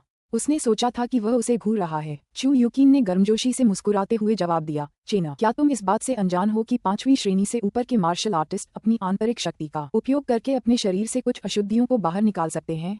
कई मार्शल आर्टिस्ट, अगर उन्हें जहर लग जाए तो वे अपनी आंतरिक शक्ति का उपयोग करके विषाक्त पदार्थों को बाहर निकाल सकते हैं, बशर्ते कि जहर बहुत तीव्र न हो। अध्याय 48, अध्याय 48, अध्याय 48। फिर मैं मैडम चू को परेशान करूंगा। अध्याय 48, अध्याय 48। फिर मैं मैडम चू को परेशान करूंगा। चू युकिन का जवाब सुनकर लू चेन क्षण भर के लिए स्तब्ध रह गया। तो बस यही था। वह इस बात पर आश्चर्य कर रहा था कि वान किंगसी में बीमारी के कोई लक्षण क्यों नहीं दिख रहे थे और फिर भी आधा साल बीत चुका था और उसके पेट में कोई प्रतिक्रिया नहीं हुई थी। इस महिला दासी की इतनी हिम्मत कैसे हुई कि वह उसके द्वारा उसे दी गई भावनाओं को ग्रहण करे और अपनी आंतरिक शक्ति का उपयोग करके उन्हें बाहर निकाल दे? अगली बार जब वह उसे देखेगा तो उसे कड़ी सजा देनी होगी ताकि उसे पता चले कि स्वामी के रूप में उसके पास कितनी शक्ति है। इस व्यक्ति ने दरअसल 6 महीने तक ये बात उससे छुपाकर रखी थी। उसे तो ये भी शक था कि शायद उसके अपने शरीर में ही कुछ गड़बड़ है, लेकिन आखिरकार पता चला कि यह सब उसकी ही समस्या थी। उसी क्षण चू युकिन ने उसे याद दिलाया, चेना, भले ही वान किंगसी 9वीं श्रेणी की मार्शल आर्टिस्ट है, लेकिन उसकी सार्वजनिक पहचान 100 फूलों के टावर की ओयरान के रूप में है। अगर तुम सिर्फ मजे के लिए उसका इस्तेमाल कर रहे हो तो कोई दिक्कत नहीं है, लेकिन अगर तुम उसे रखेल बनाना चाहते हो तो इससे तुम्हारी प्रतिष्ठा को नुकसान पहुंच सकता है। चू युकिन के मन में वान किंगसी के बारे में कुछ पूर्वकल्पित धारणाएं अवश्य थीं, लेकिन उनका यह अनुस्मारक देना व्यर्थ नहीं था। इस युग में व्यक्ति की प्रतिष्ठा को बहुत महत्व दिया जाता था। यदि किसी ओयरान महिला को छुड़ा लिया जाता था या किसी धनी परिवार द्वारा खरीद लिया जाता था, तब भी अक्सर वे रखेल बनने में असमर्थ रहती थीं। इसके अलावा राजकुमार लू चेन द्वारा एक ओयरान महिला को रखेल के रूप में रखना एक बार जब ये बात फैल जाएगी तो उपहास का विषय बन जाएगा। चू युकिन की याद दिलाते हुए लू चेन ने मुस्कुराते हुए कहा, मैडम चू, क्या आपको नहीं लगता कि उसे अपनी रखेल बनाने से मुझे और समय मिल जाएगा ताकि मैं और विकसित हो सकूं? लू चेन की बातें सुनकर चू युकिन एक पल के लिए चौंक गई। फिर उसने पूछा, क्या तुम्हारा मतलब ये है कि तुम दरबार को सुन्न करने के लिए अपना नाम खराब करना जारी रखना चाहते हो ताकि वे यह मान लें कि तुम अब भी वही निकम्मे राजकुमार हो? लू चेन ने जवाब दिया, अभी कई महत्वपूर्ण मामले चल रहे हैं। हालांकि नॉर्थ सिटी सीधे तौर पर अदालत की निगरानी में नहीं है, फिर भी कई लोग इस पर नजर रख रहे हैं, इसलिए मेरा हर कदम बेहद महत्वपूर्ण है। चू युकिन ने कुछ देर सोचा और फिर धीरे से आह भरी, चेना, तुम बड़ी हो गई हो और तुम्हारे अपने विचार हैं, जो चाहो करो।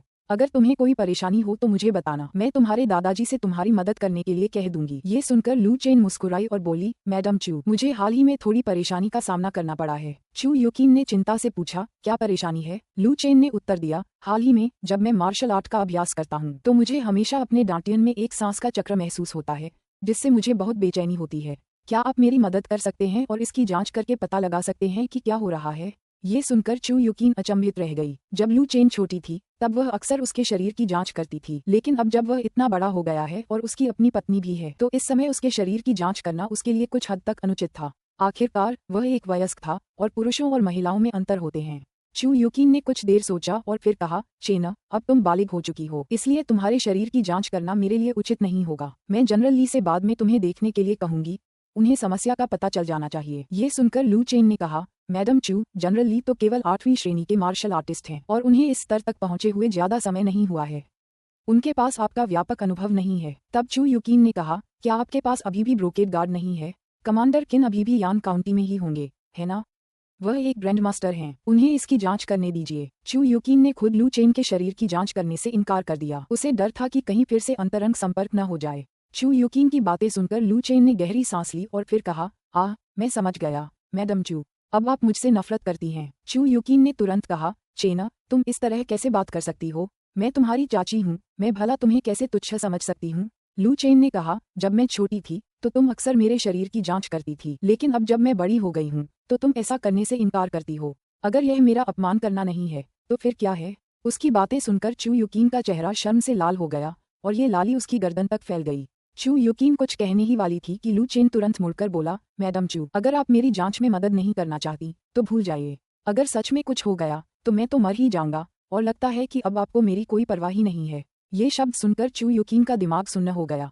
फिर उसने कुछ गुस्से में कहा, चेना, तुम जीवन और मृत्यु के बारे में इतनी लापरवाही से कैसे बात कर सकती हो? जैसे ही उसने बोलना समाप्त किया, चू यूकिन ने अपना हाथ उठाया और लू चेन की कलाई पकड़ ली। लू चेन के होंठों के कोने हल्के से ऊपर की ओर मुड़े हुए थे, लेकिन चूंकि वह चू यूकिन से दूसरी तरफ मुड़ा हुआ था इसलिए वह इसे देख नहीं सकी। लू चेन ने काफी समय पहले ही यह गौर किया था कि हाल ही में चू यूकिन उससे बचने के तरीके ढूंढ रही थी। बेशक लू चेन इसकी वजह समझ गया था। चू यूकिन को डर था कि उनके बीच चीजें बिगड़ जाएंगी और अंततः वह उसकी प्रेमिका बन जाएगी। आखिरकार वह अपेक्षाकृत पारंपरिक महिला थी और अभी तक ऐसी बात को स्वीकार करने में सक्षम नहीं थी। लू चेन की कलाई पकड़ने के बाद चू यूकिन ने आह भरी और कहा, कमरे में आओ, मैं एक नजर डालूंगी और तुम्हारी आंतरिक शक्ति को नियंत्रित करने में भी तुम्हारी मदद करूंगी।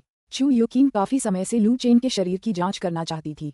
हालांकि लू चेन की किस्मत अच्छी थी, लेकिन मार्शल आर्ट का प्रशिक्षण एक व्यक्तिगत मामला है और कोई नहीं जानता कि कहीं कुछ गलत न हो जाए। हालांकि अतीत की उस घटना के बारे में सोचते हुए और यह जानते हुए कि लू चेन, ये छोटा बदमाश, हमेशा से उसके शरीर पर बुरी नजर रखता था, उसे खुद को रोकना पड़ा और उसने कभी भी पहल करके उसके शरीर की जांच करने का सुझाव नहीं दिया। चू यूकिन की सहमति देखकर लू चेन ने तुरंत कहा, तो मैं आपको परेशान कर रहा हूँ, मैडम चू। कुछ ही समय बाद वे अध्ययन स्थल पर पहुंच गए। जब चू यूकिन को अध्ययन कक्ष में एक अजीब सी गंध महसूस हुई तो उसके चेहरे पर एक विचित्र भाव प्रकट हुआ। ये कैसी गंध है? ये इतनी अप्रिय क्यों है? हालांकि चू यूकिन पहले से ही 28 साल की थी, लगभग 29 साल की होने वाली थी, लेकिन वह कभी भी इस तरह के मामलों में शामिल नहीं हुई थी, इसलिए कुछ चीजें ऐसी थीं जिनके बारे में वह अभी भी अनजान थी। लू चेन ने उदासीनता से कहा, ये राजकुमार के महल द्वारा विकसित एक नया इत्र है। चू यूकिन ने थोड़ी हैरानी के साथ कहा, इत्र? इस तरह की खुशबू वाला इत्र कौन खरीदेगा? ये कहते हुए चू यूकिन ने हवा को सूंघा और फिर आगे कहा, क्या ऐसा हो सकता है कि इस गंध के संपर्क में आने से आपके प्रशिक्षण के दौरान आपके शरीर में कोई समस्या हो गई हो? कभी कभी प्रशिक्षण के दौरान होने वाली दुर्घटनाएं वातावरण के कारण हो सकती हैं, इसलिए चू यूकिन को संदेह था कि तेज गंध ने चेना के प्रशिक्षण के दौरान कुछ समस्याएं पैदा की होंगी। लू चेन ने कहा, मुझे नहीं पता, शायद कोई संबंध हो। इस समय चू यूकिन ने लू चेन की ओर देखा और शर्माते हुए कहा, अपने ऊपरी वस्त्र उतारो, मैं पहले तुम्हारी हालत देखना चाहती हूँ। चू यूकिन के बोलते ही लू चेन ने बड़ी कुशलता से अपनी कमीज उतार दी। ये देखकर चू यूकिन का चेहरा और भी ज्यादा गर्म हो गया, मानो उसे बुखार हो, और उसके कान भी लाल हो गए। लू चेन के ऊपरी वस्त्र हटने के साथ ही उसका मांसल शरीर चू यूकिन के सामने प्रकट हो गया। लू चेन के सुडौल 8 पैक एब्स देखकर चू यूकिन क्षण भर के लिए स्तब्ध रह गई। जब लू चेन ने मुजिक्सुआन से शादी की तो चू यूकिन ने एक बार उसके शरीर की जांच की थी और उस समय उसके पेट पर स्पष्ट रूप से उभरे हुए एब्स नहीं थे, बस थोड़ा सा पेट निकला हुआ था। अब जब लू चेन की मांसपेशियां वास्तव में इतनी उभरी हुई थीं, तो चू यूकिन को इस पर विश्वास करना मुश्किल लग रहा था। हालांकि वह जानती थी कि लू चेन एक मार्शल आर्टिस्ट है, लेकिन उसने वास्तव में उसे प्रशिक्षण करते हुए नहीं देखा था, और जिसने ज्यादा प्रशिक्षण नहीं लिया हो उसके लिए इतना मजबूत शरीर होना वाकई आश्चर्यजनक था।